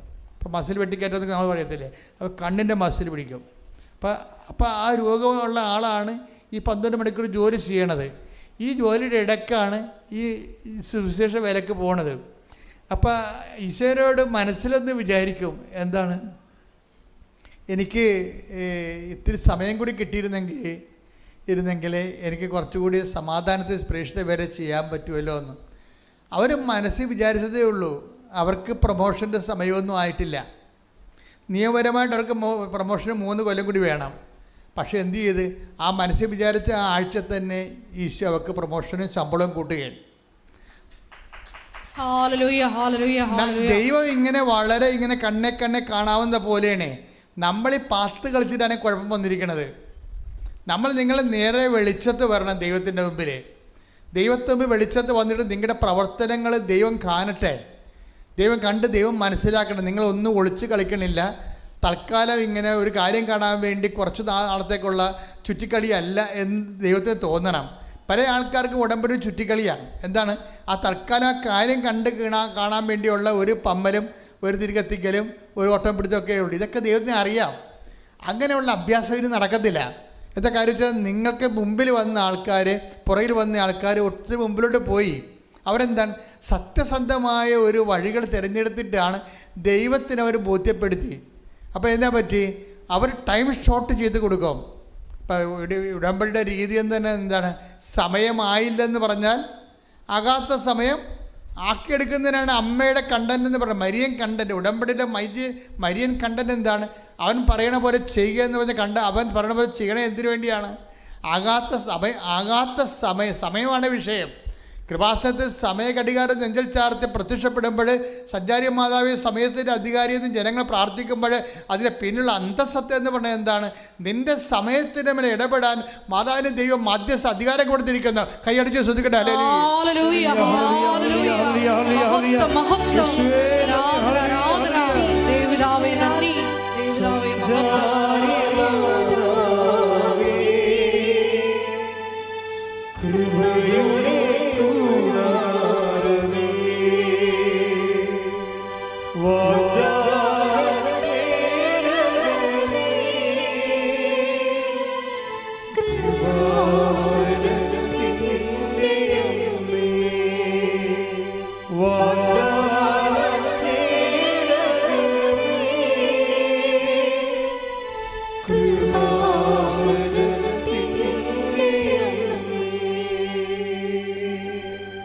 ട്രാൻസ്ഫർ ഇതോടുകൂടി പ്രൊമോഷനോട് കൂടി എന്നാ ചെയ്ത് ബോണസ് കൂടി, പിന്നെ ഇൻക്രിമെൻ്റ് കൂടി. ഇവർ പ്രതീക്ഷിക്കാത്ത ഓരോ കാശ് ഇവർക്ക് കിട്ടി.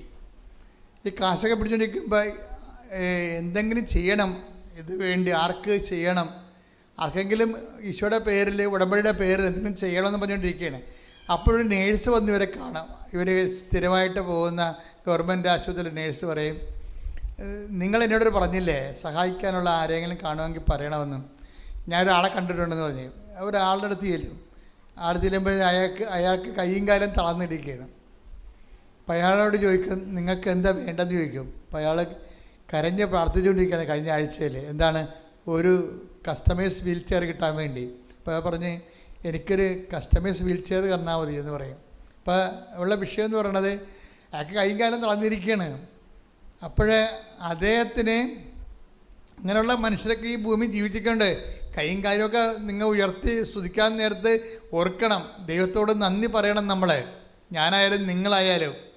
അപ്പം അതായത് ഉടനെ ഇവർക്ക് ആ പൈസ മുഴുവൻ കൊടുത്തിട്ട് വീൽ ചെയർ മെഡിക്കൽ അറേഞ്ച് ചെയ്ത്. അപ്പം ദൈവത്തിൻ്റെ കൂടെ ജീവിക്കുമ്പോൾ ആ ദൈവത്തിൻ്റെ കൂടെ ജീവിക്കുന്നതിന് വേണ്ടിയുള്ള ഒരു അറ്റ്മോസ്ഫിയർ ദൈവം നമുക്ക് ക്രിയേറ്റ് ചെയ്ത് തരും. അപ്പോൾ അവർക്ക് പ്രശ്നമൊന്നും ഉണ്ടാകില്ലെന്നല്ല, പ്രശ്നങ്ങളുണ്ടാകും, പക്ഷെ ദൈവം അത് കൈകാര്യം ചെയ്യും. അതാ ഉടമ്പടിയുടെ പ്രശ്നം. പെട്ടെന്ന് ഇവർ വർക്ക് ചെയ്തുകൊണ്ടിരിക്കുന്ന സമയത്ത് ഇവരുടെ ലാപ്ടോപ്പ് സ്ക്രീൻ ഔട്ടായി പോകും. ഒരു വർക്ക് ചെയ്തുകൊണ്ടിരിക്കുന്ന സമയത്ത് ലാപ്ടോപ്പ് എന്താ പറയണത്, സ്ക്രീനെ ഒന്നും കാണത്തില്ല, അത് കട്ടായി പോകും. ഇവരെങ്ങനെ കിണഞ്ഞ് വിഷമിച്ച് ഇത് നന്നാക്കിയിട്ട് ലാപ്ടോപ്പ് നന്നാക്കാൻ പറ്റണില്ല. അപ്പോൾ പിന്നെ അവർക്ക് വർക്ക് തീർന്ന്. അപ്പോൾ അവർ ഉടനെ അപ്പം മനസ്സിൽ ചിന്തിച്ച് എന്നാൽ വില്ലേജ് ഓഫീസിലോട്ട് പോകാമെന്ന് വിചാരിച്ച്. എന്താ കാര്യം എന്ന് വെച്ച് കഴിഞ്ഞാൽ അവരെ വീട്ടിൽ ഇരുന്ന് ഹോംവർക്ക് ചെയ്യണ സമയത്താണ് ഈ സംഭവിക്കണത്. കോട്ടയത്ത് അവർ വില്ലേജ് ഓഫീസിൽ പോയത് എന്തിനാണെന്ന് വെച്ച് കഴിഞ്ഞാൽ അവർ ബാംഗ്ലൂർ ആയത് കാരണം നാട്ടിൽ റീസർവേ നടത്തിയപ്പോൾ തണ്ടപ്പേര് മാറിപ്പോയി. നിങ്ങൾക്കറിയാലോ എന്ത് പുലിവാലാണെന്ന്. നമ്മളൊക്കെ നാട്ടിലില്ലെങ്കിൽ അവർ റീസർവേ നടത്തിയിട്ട് പോകും, നമ്മുടെ പറമ്പ് വേറെ ആരുടെങ്കിലും പേരിലായിരിക്കും. പിന്നെ കരമടക്കാൻ പറ്റത്തില്ല. അങ്ങനെ കരമടക്കാൻ പറ്റാതെ 2 കൊല്ലമായി ഒരു പുരയിടത്തിന് കരമടക്കാൻ പറ്റാതെ കിടക്കുകയാണ്. അപ്പോൾ അതിന് ഇപ്പോൾ ലാപ്ടോപ്പ് ഓഫായപ്പോൾ അവർ വിചാരിച്ച് എന്നാൽ കിട്ടുന്ന സമയത്ത് വില്ലേജ് ഓഫീസിൽ പോയിട്ട് കരമടക്കാനുള്ള കാര്യം ഇനി 2ാമത് സർവേ ചെയ്തിട്ട് 2ാമത് ഭൂമി അളന്നിട്ട് ആണ് ഇനി അത് നമുക്ക് കരമടക്കാൻ പറ്റാത്തുള്ളൂ. 2ാം സർവേ നടത്തണം. അത് വലിയ പാടാണ്. ഇവർ വില്ലേജ് ഓഫീസിൽ ചെന്നപ്പോൾ വില്ലേജ് ഓഫീസർ സീരിയസ് ആയിട്ട് ഫോണിൽ എന്ത് സംസാരിച്ചുകൊണ്ടിരിക്കുകയാണ്. സംസാരിച്ചുകൊണ്ടിരിക്കുന്ന സമയത്ത് അതിക്ക് മുമ്പ് വില്ലേജ് ഓഫീസിന് മുമ്പ് അവിടെ ഒരു LD ക്ലർക്ക് UD ക്ലർക്ക് ഉണ്ടാകുമല്ലോ, സൂപ്രണ്ട്, അല്ലെങ്കിൽ അവരെ കണ്ടപ്പോൾ പറഞ്ഞ് മാഡം ഒരു പണി നടക്കത്തില്ല, റീസർവേക്കാരെ കൊണ്ടിവിടെ പൊറുതി മുട്ടിയിരിക്കുകയാണ്. 3 കൊല്ലത്തെ ആപ്ലിക്കേഷൻസ് ഇവിടെ ഉണ്ട്. ഇരിക്കുന്ന ഫയൽ കണ്ടില്ലേ, 3 കൊല്ലം. ഇപ്പം അങ്ങോട്ട് കയറണ്ട. കാര്യം 3 കൊല്ലം മുമ്പ് തന്നത് പോലും ഞങ്ങൾക്ക് പോയി അളക്കാൻ പറ്റിയിട്ടില്ല. ഇതിന് ഒത്തിരി കംപ്ലൈൻറ്റുകൾ കിടക്കണ കാരണം ഇതൊന്നും നടക്കത്തില്ലെന്ന് പറഞ്ഞു. അപ്പോൾ ഇവർ അങ്ങനെ നോക്കിയിട്ട് വില്ലേജ് ഓഫീസിൻ്റെ ഫോൺ വിളിച്ച് തീർന്നപ്പോൾ ഒരു തരി ഉപ്പ് കൊണ്ടുപോയി, ഉടമ്പടി ഉപ്പ് കൊണ്ടുപോയി വില്ലേജ് ഓഫീസിലിട്ട്. നിങ്ങൾ ഉപ്പ് ഇട്ട് പ്രാർത്ഥിക്കണമെന്ന് പറയണില്ലേ? എപ്പോഴും നമ്മൾ ശ്രദ്ധിക്കണമെന്ന് വെച്ച് കഴിഞ്ഞാൽ നിങ്ങളതൊരു ശുദ്ധപ്രയോഗം പോലെ ചെയ്യരുത്. ഉടമ്പടിയിൽ ഉപ്പ് തന്നിരിക്കുന്നതിൻ്റെ ഉദ്ദേശം എന്ന് പറയുന്നത് അത് അറിയാവുന്നവർ മാത്രമേ അത് അപ്ലൈ ചെയ്യാവൂ. കാര്യം അതിൻ്റെ ഉദ്ദേശം എന്ന് പറയണത്, ഇപ്പോൾ കഴിഞ്ഞ ദിവസങ്ങളിൽ ഇവിടെ സാക്ഷ്യം പറഞ്ഞപ്പോൾ ഉപ്പിട്ട കാര്യം പറഞ്ഞപ്പോൾ സാക്ഷ്യം പറഞ്ഞ ലേഡി പറയണത് അത് കർത്താവിൻ്റെ രക്തമാണെന്നൊക്കെ. അപ്പോൾ ഞാൻ തന്നെ ഞെട്ടിപ്പോയി. അങ്ങനെയൊന്നും ഞാൻ പറഞ്ഞിട്ടില്ല, അത് അവിടെ കയ്യിൽ നിന്നിട്ട് കാച്ചണതാണ്. ഇതൊക്കെ കയറിപ്പോവുകയില്ലേ? ഇതൊന്നുമല്ല വിഷയം. ഉപ്പ് എന്താ വിഷയം എന്ന് അറിയണം നമ്മൾ. അതെന്താ പ്രശ്നം എന്ന് പറയണത്, ഇത് ഈ നോട്ട് ബൈ ഉടമ്പടി വർക്ക് ചെയ്യണത് എങ്ങനെയാണ്? Not by merit but by grace. അതെന്താണ്? അത് എപ്പോഴും ഓർക്കണം. ഉടമ്പടിയുടെ സ്പേസ് എന്ന് പറയണത് എൻ്റെ നോട്ട് ബൈ മെറ്റ്, എൻ്റെ യോഗ്യതയല്ല, അങ്ങയുടെ കൃപയെന്നാണ്. അത് തന്നെയാണ് ഈ ഉപ്പിൻ്റെ പ്രയോഗത്തിൻ്റെ അത് വരണത്. ഉപ്പിൻ്റെ പ്രയോഗം ബൈബിളിൽ ഉടമ്പടി ഉപ്പെന്നാണ് വിളിക്കുന്നത്. അതിനെ ബൈബിളുള്ളതാണ് ഉടമ്പടി ഉപ്പ്, അല്ലാതെ കൃപാസനത്തിന് വെച്ചിട്ട് തന്നെ അല്ല. ഉടമ്പടി ഉപ്പ് ബൈബിളിലുള്ളതാണ്. പക്ഷെ ഉപ്പ് ഉപയോഗിക്കുന്നത് എപ്പോഴാണ്? അഹ്റോന് അതുപോലെ ലേവ്യ സന്തതികൾക്കും ഇസ്രയേലിൻ്റെ ഭാഗം വെച്ചപ്പോൾ ഓഹരിയില്ല. അപ്പോൾ മോസസ് അഹ്റോനോട് പറയും, ലേവ്യ പുത്രന്മാർ പുരോഹിതന്മാരെ അൾത്താർ ശുശ്രൂഷകരാണ്, അവർക്ക് ഇസ്രയേലിൽ ഓഹരിയില്ല. ദൈവമായ കർത്താവായ ദൈവം തന്നെയാണ് അവരുടെ ഓഹരി. അതുകൊണ്ട് ബലിവസ്തുക്കളിൽ ഉപ്പ് തളിച്ചതുകൊണ്ട് അത് ആരും എടുക്കരുത്, അത് ലേവ്യ കുടുംബത്തിലുള്ളതാണെന്ന് പറയും. അതാണ് ഉപ്പ് തളിക്കേണ്ടത് ദൈവത്തിനുള്ളതാണെന്ന്. അതാണ് എൻ്റെ അർത്ഥം. നമ്മൾ ഉപ്പ് കൊണ്ട് തളിച്ചതിൻ്റെ അർത്ഥം എന്താണ്? വിശ്വാസ പ്രമാണം ചൊല്ലിയത് അർത്ഥത്തിൻ്റെ അർത്ഥം എന്താണ്? ഞാനിവിടെ തോറ്റിരിക്കുന്നു, എനിക്കിവിടെ അവകാശമില്ല, എൻ്റെ അവകാശം കർത്താവാണെന്ന്. ശ്രദ്ധിക്കട്ടെ, ഹല്ലേലൂയ. അത് നമ്മൾ അറിയണമെങ്കിൽ, അത് വായിക്കണമെങ്കിൽ സംഖ്യ എടുത്ത്, സംഖ്യ 18, 19, 20 എടുത്ത് ശ്രദ്ധിക്കട്ടെ. ഹല്ലേലൂയ, ഹല്ലേലൂയ, ഹല്ലേലൂയ, ഹല്ലേലൂയ. യേശുവേ നന്ദി. ഹല്ലേലൂയ, ഹല്ലേലൂയ, ഹല്ലേലൂയ. യേശുവേ സ്തുതി. ഹല്ലേലൂയ, ഹല്ലേലൂയ, ഹല്ലേലൂയ. യേശുവേ ആരാധന, ആരാധന, ആരാധന, ആരാധന. സംഖ്യ 18:19. ഇസ്രായേൽ ജനം കർത്താവിന് നീരാജനമായി സമർപ്പിക്കുന്ന ഉപ്പ് തളിച്ച് സമർപ്പിക്കുന്ന വിശുദ്ധ കാഴ്ചകളെല്ലാം നിനക്കും പുത്രന്മാർക്കും പുത്രിമാർക്കും ശാശ്വത അവകാശമായി ഞാൻ നൽകുന്നു. കർത്താവിന്റെ സന്നിധിയിൽ നിനക്കും സന്തതികൾക്കും ഇത് എന്നേക്കും നിലനിൽക്കുന്ന അലംഘനീയമായ ഉടമ്പടിയായിരിക്കും. 18-20 വായിച്ചേ. കർത്താവ് അഹറോനോട് അരുൾ ചെയ്തു, ഇസ്രായേലിൽ നിനക്ക് ഭൂമി അവകാശമായി ലഭിക്കുകയില്ല. അവരെ പോലെ നിനക്ക് ഓഹരിയും ഉണ്ടായിരിക്കുകയില്ല. ഞാനാണ് നിന്റെ അവകാശവും ഓഹരിയും. ഇതാണ് ഉപ്പ് തളിക്കാനാണ് ഉദ്ദേശിക്കുന്നത്. എന്താണ്? എനിക്ക് ഇതിൻ്റെ അകത്ത് കഴിവില്ല, എനിക്ക് ഇതിൻ്റെ അകത്ത് ഓഹരിയില്ല. എൻ്റെ ഓഹരി എൻ്റെ കർത്താവാണ്. Not by merit but by grace. ഇതാ സംഭവം. സൈന്യത്താലെ അല്ല, ശക്തിയാലെ അല്ല, കർത്താവിൻ്റെ ആത്മാവിനാൽ. മരുന്നോ ലേപനമോ അല്ല, കർത്താവിൻ്റെ വചനമാണ്. കൈയടിക്കട്ടെ, ശ്രുതിക്കട്ടെ. ഹല്ലേലൂയ. ആരാധന ആരാധന. ഹല്ലേലൂയ ഹല്ലേലൂയ ഹല്ലേലൂയ ഹല്ലേലൂയ.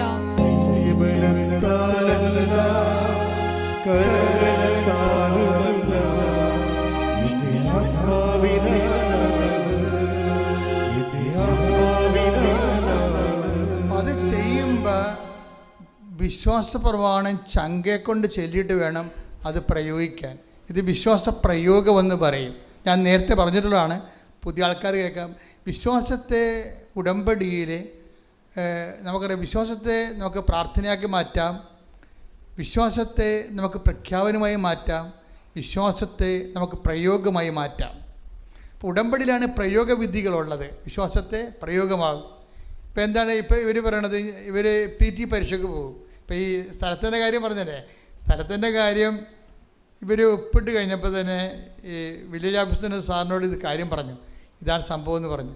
പുള്ളി അവിടെ ഇരുന്നിട്ട് അപ്പം തന്നെ പച്ച മഷി എടുത്തിട്ട് സാങ്ഷനാക്കും. ഓൺ ദി സ്പോട്ട് സാങ്ഷനാക്കുകയാണ്. 3 കൊല്ലത്തെ ഫയൽ അവിടെ ഇരിപ്പുണ്ട്. 3 കൊല്ലത്തെ ഫയൽ അവിടെ ഇരിപ്പുണ്ടെന്ന് അറിയണോ? എന്നിട്ട് സാങ്ഷനാക്കിയിട്ട് അദ്ദേഹമാണെങ്കിൽ ഒരു എന്തോ ഹാൻഡിക്യാപ്ഡായിട്ടുള്ള ആളാണ്. അദ്ദേഹം എന്നിട്ട് അവിടെ നിന്ന് വീൽ ചെയർ ഉന്തി അദ്ദേഹം ഈ ആദ്യം മുടക്ക് പറഞ്ഞ ആളിൻ്റെ അടുത്ത് വരും എന്ന് പറയും, സാങ്ഷൻ ആക്കിയിട്ടുണ്ട്, സെറ്റ് ചെയ്തേക്കാൻ പറയും. അപ്പോഴേ എന്നിട്ട് വില്ലേജ് ഓഫീസർ പോകും. അപ്പോൾ ഈ സൂപ്രണ്ട് പറയും, മാഡം എന്ത് ചതിയാണ്, നടക്കത്തില്ല. കാര്യം നിങ്ങളോട് ആദ്യം ഞാൻ പറഞ്ഞില്ലേ, ഇവിടെ ഫയൽ ഇങ്ങനെ ഇരിക്കണം കണ്ടില്ലേ, 3 കൊല്ലത്തോ ഉണ്ടെന്ന് പറയും. അപ്പോൾ ഓക്കെ എന്ന് പറഞ്ഞുകൊണ്ട് ഇവർ പോരും. അവർ അതിൻ്റെ പേരിലൊന്നും പറയാൻ നിൽക്കില്ല. എന്താ കാര്യം?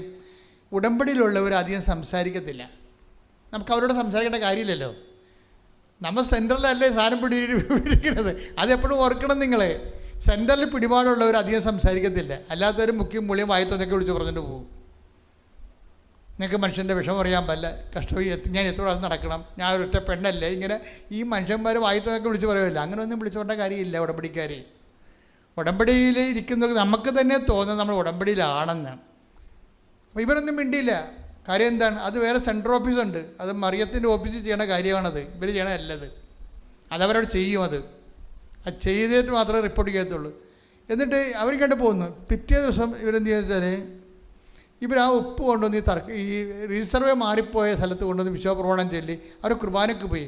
കുർബാനയ്ക്ക് പോയി ഞായറാഴ്ച തിരിച്ചു വന്ന ശേഷം റീസർവേ മാറിപ്പോയ പുരയിടത്തിൽ കൊണ്ടുവന്ന് ഈ ഉപ്പ് വിശ്വപ്രമാണം ചൊല്ലിയിട്ട് 5 മിനിറ്റ് കഴിഞ്ഞപ്പോൾ തന്നെ ഒരു സർവേയർ ഇവരെ വിളിക്കും. ടൈം കണ്ട, ടൈം എന്താ ഇങ്ങനെ നിൽക്കുകയാണ്. 5 മിനിറ്റ് കഴിഞ്ഞപ്പോൾ ഒരു സർവേയർ വിളിക്കും, മാഡം നിങ്ങളുടെ നാളെ 11 മണിക്ക് നിങ്ങൾ ആ പുരയിടത്തിലുണ്ടാകണം, ഞാൻ അളക്കാൻ വരുന്നുണ്ടെന്ന്. നോക്കിയേ, ഇതെങ്ങനെ ഇത് വർക്കൗട്ട്. ഇതാണ് ടൈം ഷോർട്ടണിങ് എന്ന് പറയണത്. ടൈം ഷോർട്ടണിങ്, സമയ ചുരുക്കം എന്ന് പറയും. മറിയം അത് ഒപ്പിട്ട് കഴിഞ്ഞാൽ പിന്നെ ആർക്കും തടുക്കാൻ പറ്റത്തില്ല.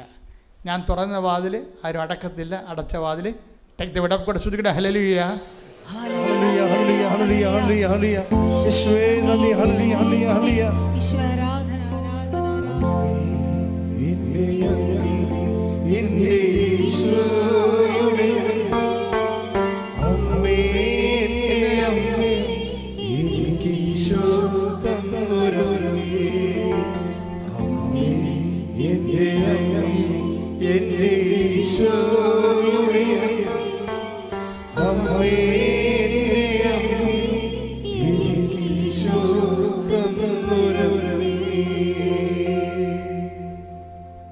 ആവേ മരിയ, ശ്രുതിയുടെ ഹല്ലേലൂയ. ആവേ മരിയ കന്യാമാതാവേ, ആവേ മരിയ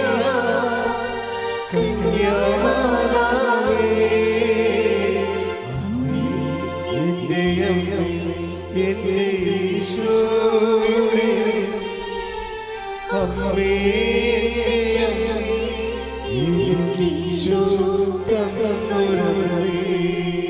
യെശയ്യാ 22:22. യെശയ്യാ 22:22. ദാവീദ് ഭവനത്തിന്റെ താക്കോൽ അവന്റെ തോളിൽ ഞാൻ വച്ചു കൊടുക്കും. അവൻ തുറന്നാൽ ആരും അടയ്ക്കുകയോ അവൻ അടച്ചാൽ ആരും തുറക്കുകയോ ഇല്ല. ഇത് ഈശോയ്ക്ക് കിട്ടിയ അധികാരമാണ്. ദാവീദ് ഭവനത്തിന്റെ താക്കോല്. ആ അധികാരമാണ് അമ്മയുടെ മധ്യസ്ഥതയിൽ കൈമാറണത്. അമ്മ അവിടെ കൊണ്ട് ഒപ്പിട്ട് സമയം ആയില്ലെന്ന് പറഞ്ഞാൽ പോലും അമ്മ ഒപ്പിട്ട് കഴിഞ്ഞാൽ ആകാത്ത സമയം ആക്കിയെടുക്കും. എപ്പോഴും എൻ്റെ മക്കളോട് എനിക്ക് ആധിയോടും ഭീതിയോടും കൂടി പറയാനുള്ള കാര്യം, ഞാൻ പറയണത് ഏത് രീതിയിൽ നിങ്ങൾക്ക് മനസ്സിലാവണമെന്ന് എനിക്കറിയത്തില്ല. കാര്യം ഇതിന് ഉടമ്പടിയുടെ ഒരു ജീവിതമുണ്ട്. അത് കുറച്ച് കാര്യം ഉടമ്പടി പ്രകാരം, കുറച്ച് കാര്യം തോന്നിവാസമായിട്ട് എടുക്കുക കഴിഞ്ഞാൽ ഉടമ്പടി ജീവിതം ആകത്തില്ല. ഉടമ്പടി ഫുൾ ആൻഡ് ഫുള്ളായിട്ട് തന്നെ ഉടമ്പടി നിലപാടാണ്. ഉടമ്പടി എന്ന് പറയുന്നത് ഒരു നിലപാടാണ്, ശരിക്കും ഒരു സമീപന രീതിയാണ്. എല്ലാം ഉടമ്പടി പ്രകാരം. അവർ സംസാരിക്കാതെ പോകുന്നത് എന്താണ്? അത് ഉടമ്പടി പ്രകാരമാണ്. കാര്യം അവിടെ സംസാരിക്കേണ്ട കാര്യമില്ല. ആ ദൈവത്തിനെ ഏൽപ്പിച്ചിരിക്കുന്ന കാര്യങ്ങളാണ്. നമ്മളവിടെ മാനുഷികമായിട്ട് സംസാരിക്കേണ്ട കാര്യങ്ങളില്ല.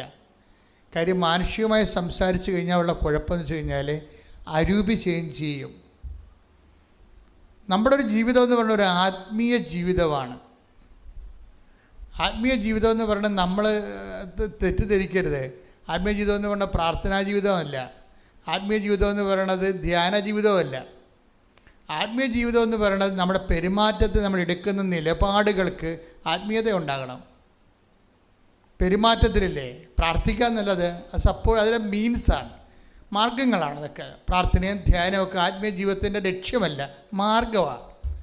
ആരൊക്കെ തെറ്റിദ്ധരിപ്പിച്ച് നമ്മൾ ലക്ഷ്യമാക്കി വെച്ചിട്ടുണ്ട്. ആത്മീയ ജീവിതം എന്ന് പറയുന്നത് ഒരു വ്യക്തി സുവിശേഷ വിഹിതമായ ജീവിതത്തിൻ്റെ കാലാവസ്ഥ ഭേദങ്ങളെ എങ്ങനെയാണ് സുവിശേഷ വിഹിതമായി കൈകാര്യം ചെയ്യുന്നത്, അതാണ് ആത്മീയത. റോമ 8:9.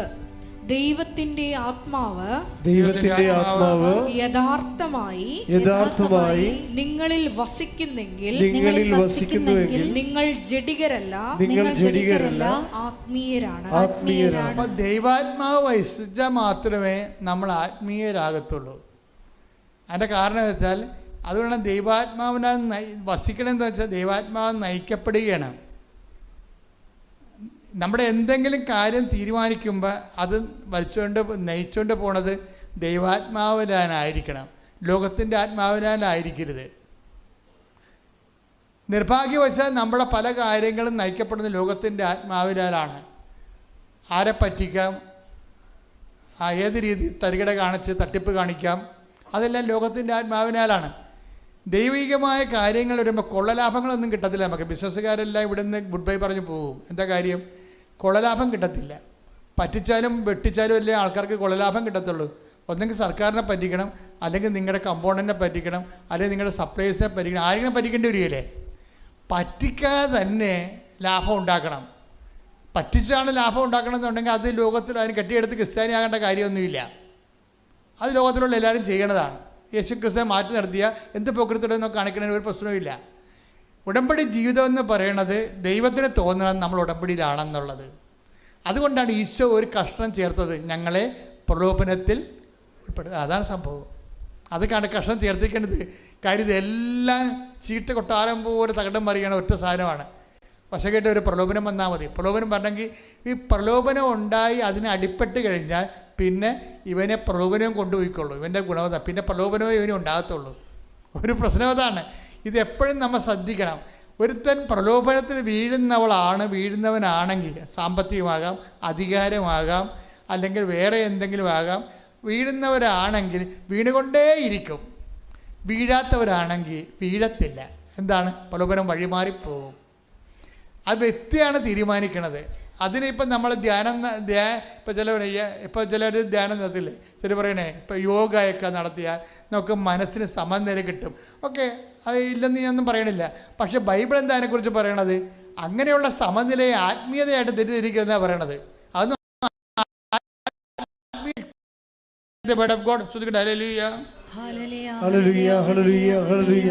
ഒന്ന് തിമോത്തി 4:8. ഹല്ലേലൂയ ഹല്ലേലൂയ ഹല്ലേലൂയ ഹല്ലേലൂയ യേശുവേ സ്തുതി ഹല്ലേലൂയ ഹല്ലേലൂയ ഹല്ലേലൂയ തിമോത്തിയോസ് 4:8. 1 തിമോത്തി 4:8.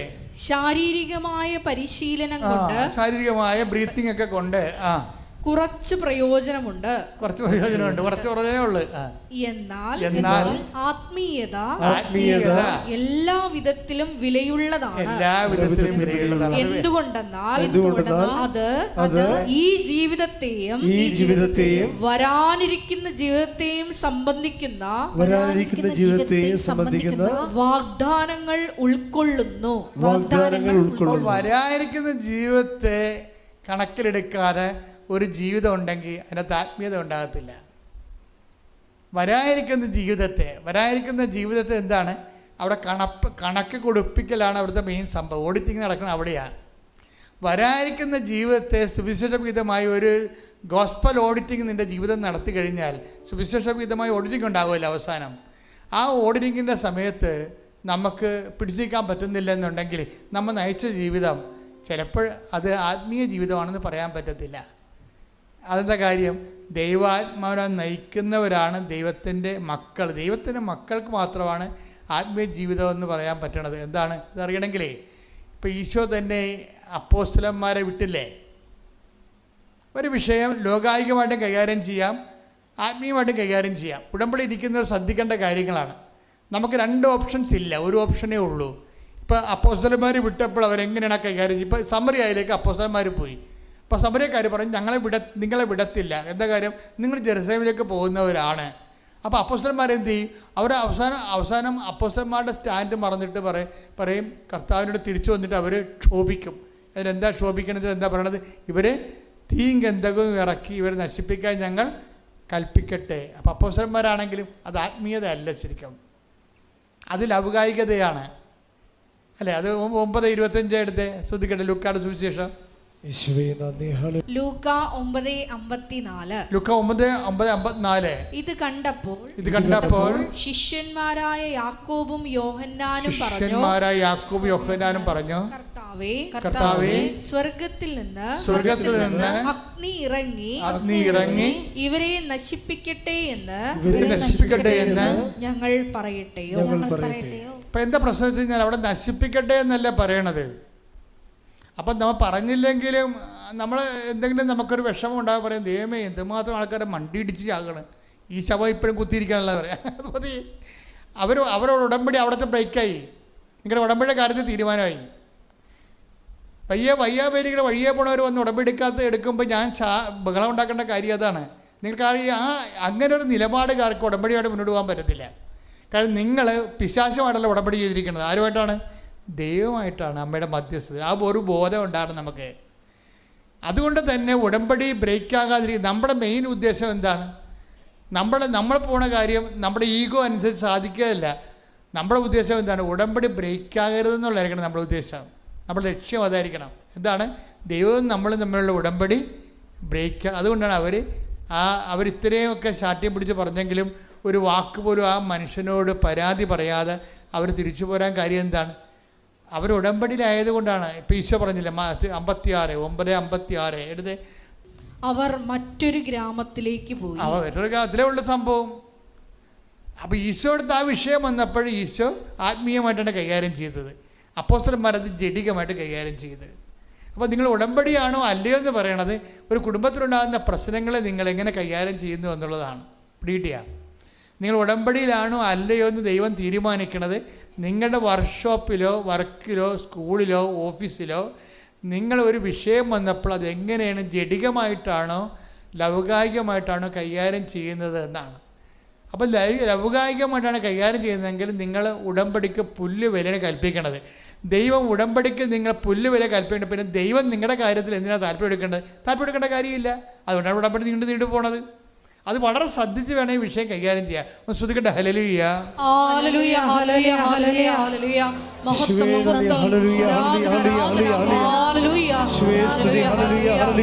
ഉടമ്പടി നിബന്ധനകൾ ദൈവസ്നേഹത്തോടെ പാലിക്കുവാനുള്ള വലിയ അഭിഷേകം ഈ ആരാധനയിലൂടെ ഞങ്ങൾക്ക് നൽകണമേ.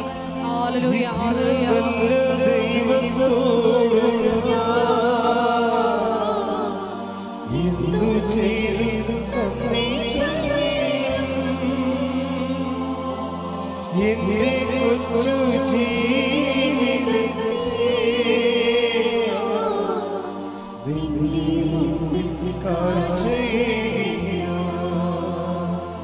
ഇത്ര നല്ല ദൈവത്തോടു ഞാൻ എന്തു ചെയ്തു നന്ദി ചൊല്ലിടും. എന്റെ കൊച്ചു ജീവിതത്തെ നിന്റെ മുമ്പിൽ കാഴ്ചയേകിയോ.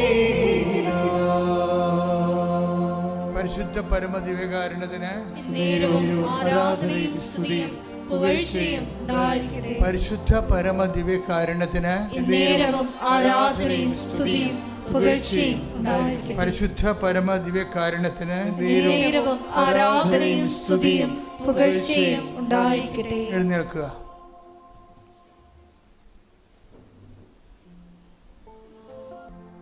ദൈവാത്മാവിനാൽ നയിക്കപ്പെടുന്നവര് ദൈവത്തിൻ്റെ മക്കളാണ്. നമ്മൾ ഉടമ്പടിയിലായിരിക്കുന്നതിൻ്റെ പ്രധാനപ്പെട്ട ലക്ഷ്യം ദൈവത്തിൻ്റെ മക്കളെന്ന പദവിയിൽ തുടരുകയാണ്. ഉടമ്പടി എനിക്ക് എന്ത് നൽകിയെന്ന് അവരോട് ചോദിക്കുമ്പോൾ അവർ പറഞ്ഞതാണ്, ദൈവതിരുസനെ ധൈര്യത്തോടെ കണ്ണുകൾ ഉയർത്തി നിൽക്കാൻ ഉടമ്പടി എന്നെ സഹായിച്ചു. ഭൗതികമായ നേട്ടങ്ങളിലൂടെ എന്നെ സഹായിച്ചു എന്നല്ല പറയണത്. അപ്പം ദൈവമാണ് ഉടമ്പടിയുടെ ലക്ഷ്യം.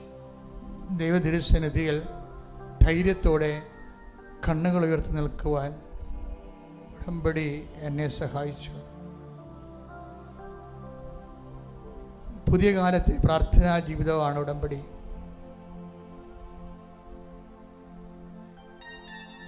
ഇത്രയും വലിയ സാക്ഷ്യങ്ങൾ അവരുടെ ജീവിതത്തിൽ വരാൻ ഇനിയും കുറേ സാക്ഷ്യങ്ങൾ അവർ പറഞ്ഞിട്ടുണ്ട്. നമ്മുടെ സമയപരിമിതി ഞാൻ കുറച്ച് എഡിറ്റ് ചെയ്ത് മാറ്റുകയാണ്. അത് തുടരെ എല്ലാ മാസവും ആവർത്തിക്കുന്ന സാക്ഷ്യങ്ങളാണ്.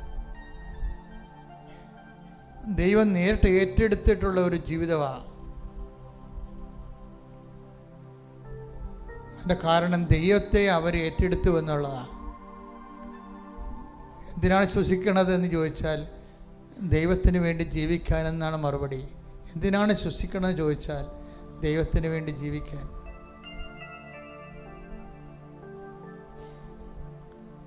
എല്ലാവർക്കും ഇത് പറ്റത്തില്ലെന്നൊന്നും ഞാൻ പറയത്തില്ല. മനുഷ്യന്മാർ ബോധപൂർവമായ ശ്രമം വന്നാൽ ദൈവം നമ്മളെ സഹായിക്കും.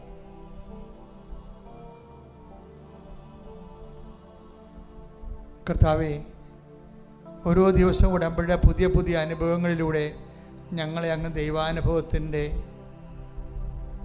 ശ്രീകോവിലേക്ക് നീ ഞങ്ങളെ കൈപിടിച്ച് ഉയർത്തുകയാണ്. ഓൺലൈനിൽ പ്രാർത്ഥന കൂടുന്നവരും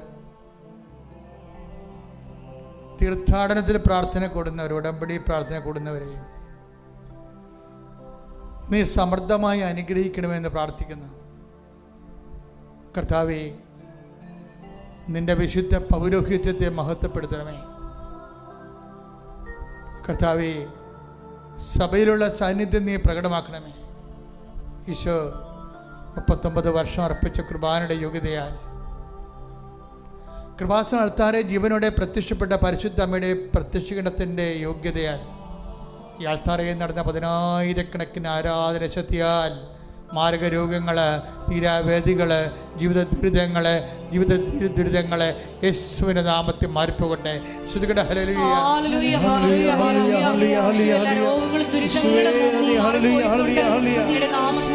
ആരാധനയിലൂടെ വീണ്ടും വീണ്ടും മഹത്വപ്പെടുത്തണമേ. ഹല്ലേലൂയ, ഹല്ലേലൂയ, മഹത്വം, മഹത്വം, ആരാധന, ഹല്ലേലൂയ.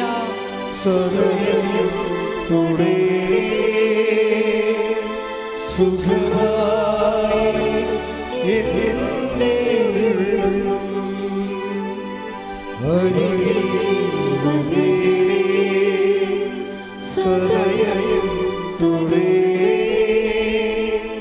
സുഖമായി എന്നെ.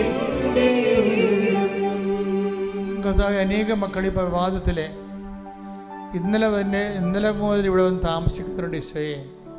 ഈ ആരാധന ഇന്നത്തെ ശുശ്രൂഷയിലും കൂടുവാൻ, അതായത് നാട് വിട്ടു പോന്ന് അങ്ങയുടെ തിരുസന്നിധി നിൽക്കുന്നവരുണ്ട്. വെളുപ്പിനെ എഴുന്നേറ്റ് ധൃതി പിടിച്ച് അങ്ങയുടെ തിരുസന്നിധിയിൽ പരക്കം പാഞ്ഞെത്തിയവരുണ്ട്. ഈ ആരാധന കൂടുന്നവർ, ഓൺലൈനിൽ കൂടുന്നവരുണ്ട്.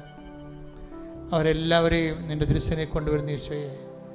ഉടമ്പടി വെച്ചിരിക്കുന്ന എല്ലാ നിയോഗങ്ങളും ഈ ആഴ്ച, ഈ മാസം വെച്ചിട്ടുള്ളത്, കഴിഞ്ഞ മാസം വെച്ചത്, കഴിഞ്ഞതിൻ്റെ മുമ്പത്തെ മാസം വെച്ച നിയോഗങ്ങൾ, അതൊക്കെ മുമ്പ് വെച്ച നിയോഗങ്ങളെല്ലാം ഇപ്പോൾ പരിശുദ്ധ അമ്മ ദേവമാതാവിൻ്റെ തിരുസന്നിധിയിലേക്ക് പുനഃസമർപ്പണം ചെയ്തുകൊണ്ട് എല്ലാ മേഖലകളിൽ വേദനിക്കുന്ന മക്കളുടെ മേലെ ദൈവത്തിൻ്റെ കാരുണ്യം, മാരക രോഗങ്ങൾ, തീരാവേദികളും ജീവിത ദുരിതങ്ങളും സാമ്പത്തിക കെടുതികളും ജപ്തി നടപടികളും വസ്തുവിൻ്റെ ക്രയവിക്രയങ്ങളും ഇങ്ങനെ വിദ്യാഭ്യാസത്തിൻ്റെ അഡ്മിഷനും അതുപോലെ തന്നെ പരീക്ഷകളും ഇൻ്റർവ്യൂവിൻ്റെ ഫലങ്ങളും ഇങ്ങനെ ജോലി തടസ്സങ്ങളും വിസയുടെ പ്രോസസ്സിങ് അതുപോലെ ഉണ്ടായ തടസ്സങ്ങൾ, ഇങ്ങനെ മനുഷ്യൻ്റെ നിൽക്കുന്ന നാനാജാതി വിഷമതകളിൽ നിന്ന് യേശുവിൻ്റെ ഉന്നതമായ നാമത്തെ മറിയത്തിൻ്റെ മധ്യസ്ഥതാൽ നിങ്ങൾ വിടുതൽ പ്രാപിക്കട്ടെ. ശ്രുതികട്ടെ. ഹല്ലേലൂയ.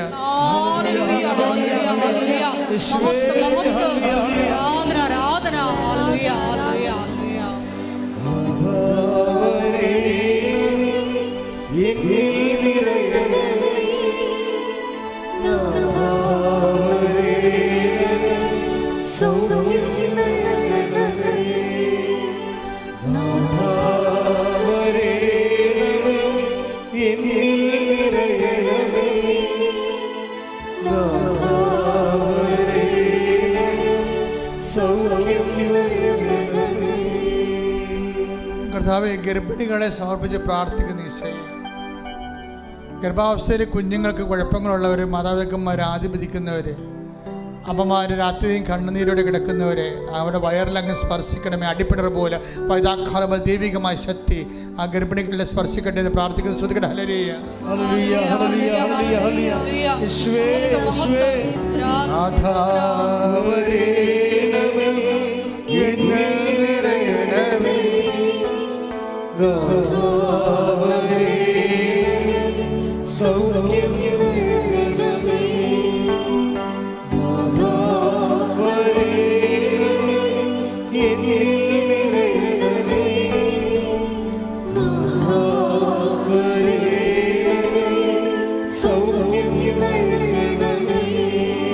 കർത്താവേ, നിന്റെ വിശുദ്ധ പൗരോഹിത്യത്തെ മഹത്വപ്പെടുത്തണമേ. കർത്താവേ, സഭയിലുള്ള സാന്നിധ്യം പ്രകടമാക്കണമേ. 39 വർഷം ഞാൻ അർപ്പിച്ച കൃപാന്റെ യോഗ്യതയാൽ അങ്ങയുടെ കൃപാസ ആൾത്താരെ ജീവനോടെ പ്രത്യക്ഷപ്പെട്ട പരിശുദ്ധയുടെ മാധ്യസ്ഥതയിൽ അങ്ങയുടെ അവകാശം ഓഹരിയ മക്കളുടെ മേലെ അങ്ങയുടെ കാരുണ്യം ചൊരിയണമെന്ന് പ്രാർത്ഥിക്കുന്നു. കർത്താവ്, ജോലിയില്ലാത്തവർ, കടകമ്പോളങ്ങൾ നടത്തിക്കൊണ്ട് കർത്താവ് കച്ചവടമില്ലാതെ വിഷമിക്കുന്നവർ, ജോലിയില്ലാത്ത കർത്താവ് വേണ്ടത്ര വരുമാനം കിട്ടാത്ത മത്സ്യത്തൊഴിലാളികൾ, കർഷക തൊഴിലാളികൾ, ആ മേഖല വീട്ട് മൃഗങ്ങളെയും അതുപോലെ തന്നെ ജീവികളെയും വളർത്തിക്കൊണ്ട് നിസ്സാര വരുമാനത്തിൽ ജീവിക്കുന്നവർ, അവരെല്ലാം അതിൽ രോഗികളായിട്ടുള്ളവർ, ഇങ്ങനെ വീടില്ലാത്തവർ, വീട്ടിലേക്ക് വഴിയില്ലാത്തവർ, വെള്ളം കയറി കിടക്കുന്നവർ, പൊറുക്കാൻ പറ്റാത്തവർ, കൊതുകിൻ്റെ കടികൊണ്ട് എല്ലാ സമയത്തും വിഷമം അനുഭവിക്കുന്ന പാവപ്പെട്ട മനുഷ്യരുടെ മേൽ കർത്താവിൻ്റെ കാരുണ്യം ചൊരിയണമേ. അവർക്ക് പുതിയ ജീവിതം നൽകണമേ. എൻ്റെ കർത്താവിൻ്റെ ഉന്നതമായ നാമത്തിൽ സഭയുടെ അധികാരത്തിൽ കുരിശിൻ്റെ അടയാളത്തിൽ ദൈവശക്തി ഇറങ്ങട്ടെ. ശ്രുതികട്ടെ. ഹല്ലേലൂയ.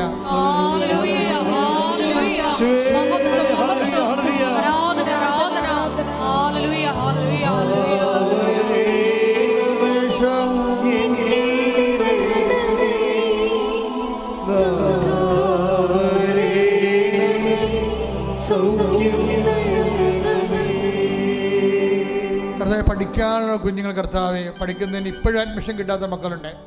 ഇപ്പോഴും അഡ്മിഷന് വേണ്ടി വേദനിക്കുന്ന മക്കളുടെ അഡ്മിഷന് വേണ്ടി വേദനിക്കുന്ന മാതാപിതാക്കന്മാരുണ്ട്. കർത്താവ്, വിസ പ്രോസസ്സ് ചെയ്ത് കിട്ടാത്തവരുണ്ട് ഈശോയെ. വിസ കർത്താവ് പുതുക്കി കിട്ടാത്തവരുണ്ട് ഈശോയെ.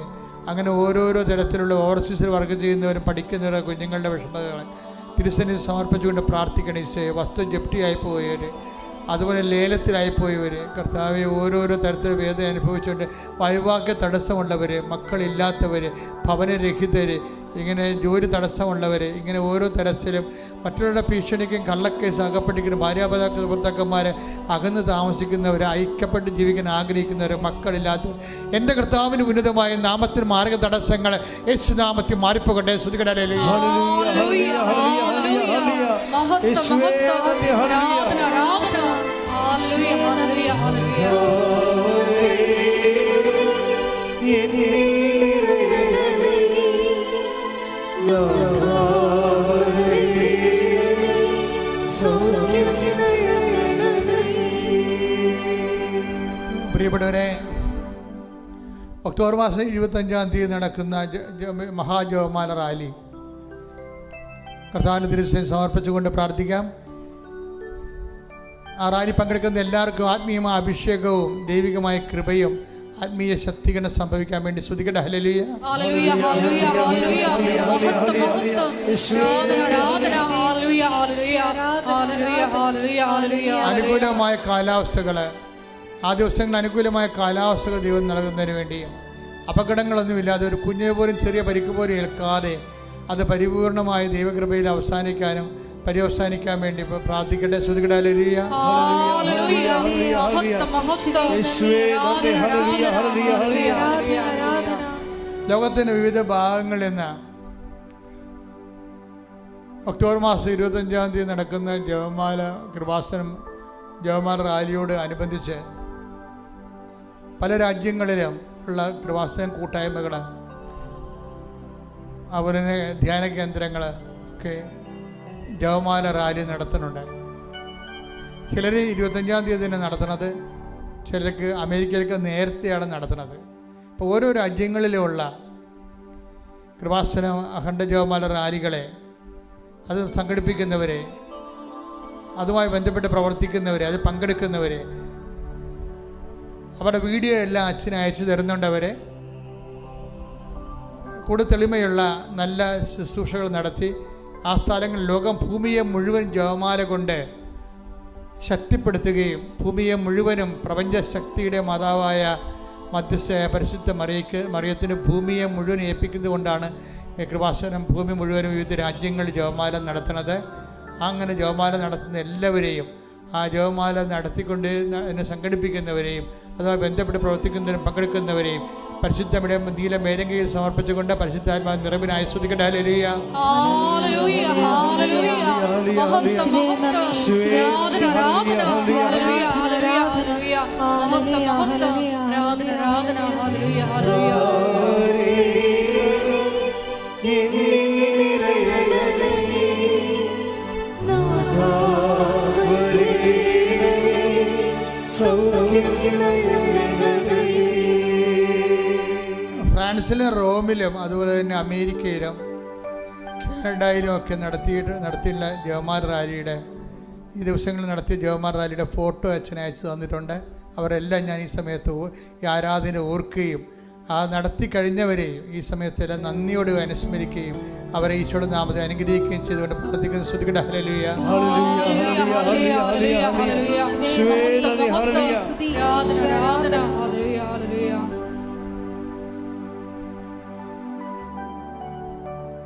വ്യക്തിപരമായ ആവശ്യങ്ങൾക്ക് മൗനമായി പ്രാർത്ഥിക്കേണ്ട സമയമാണ്. മുട്ടേ നിൽക്കുക.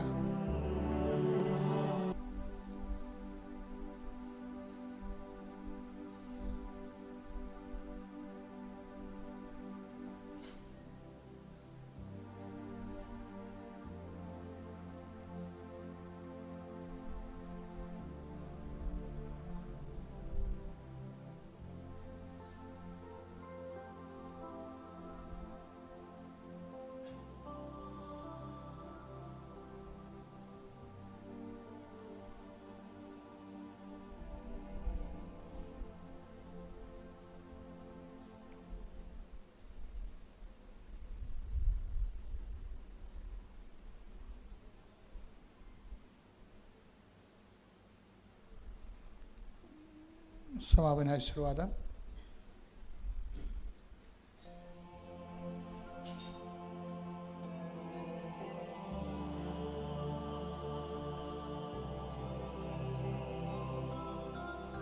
ശിരസ് നമിച്ച് നമുക്ക് ദിവ്യകാരുണ്യനാഥന്റെ ആശീർവാദം സ്വീകരിക്കാം.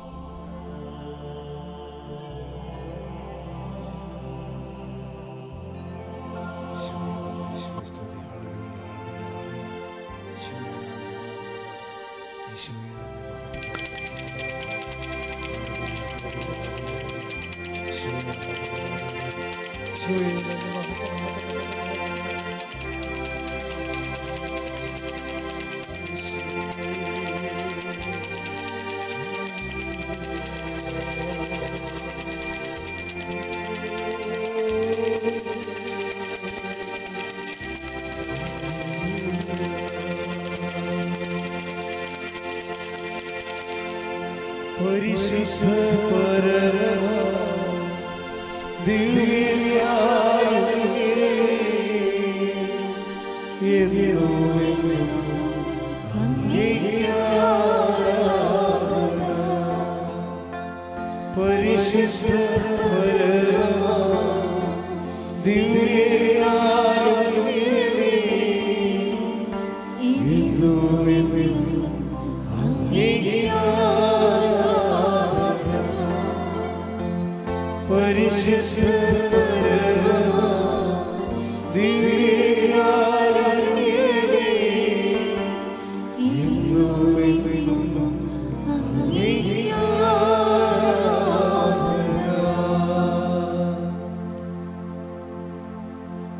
ആവേ ആവേ ആവേ മരിയ.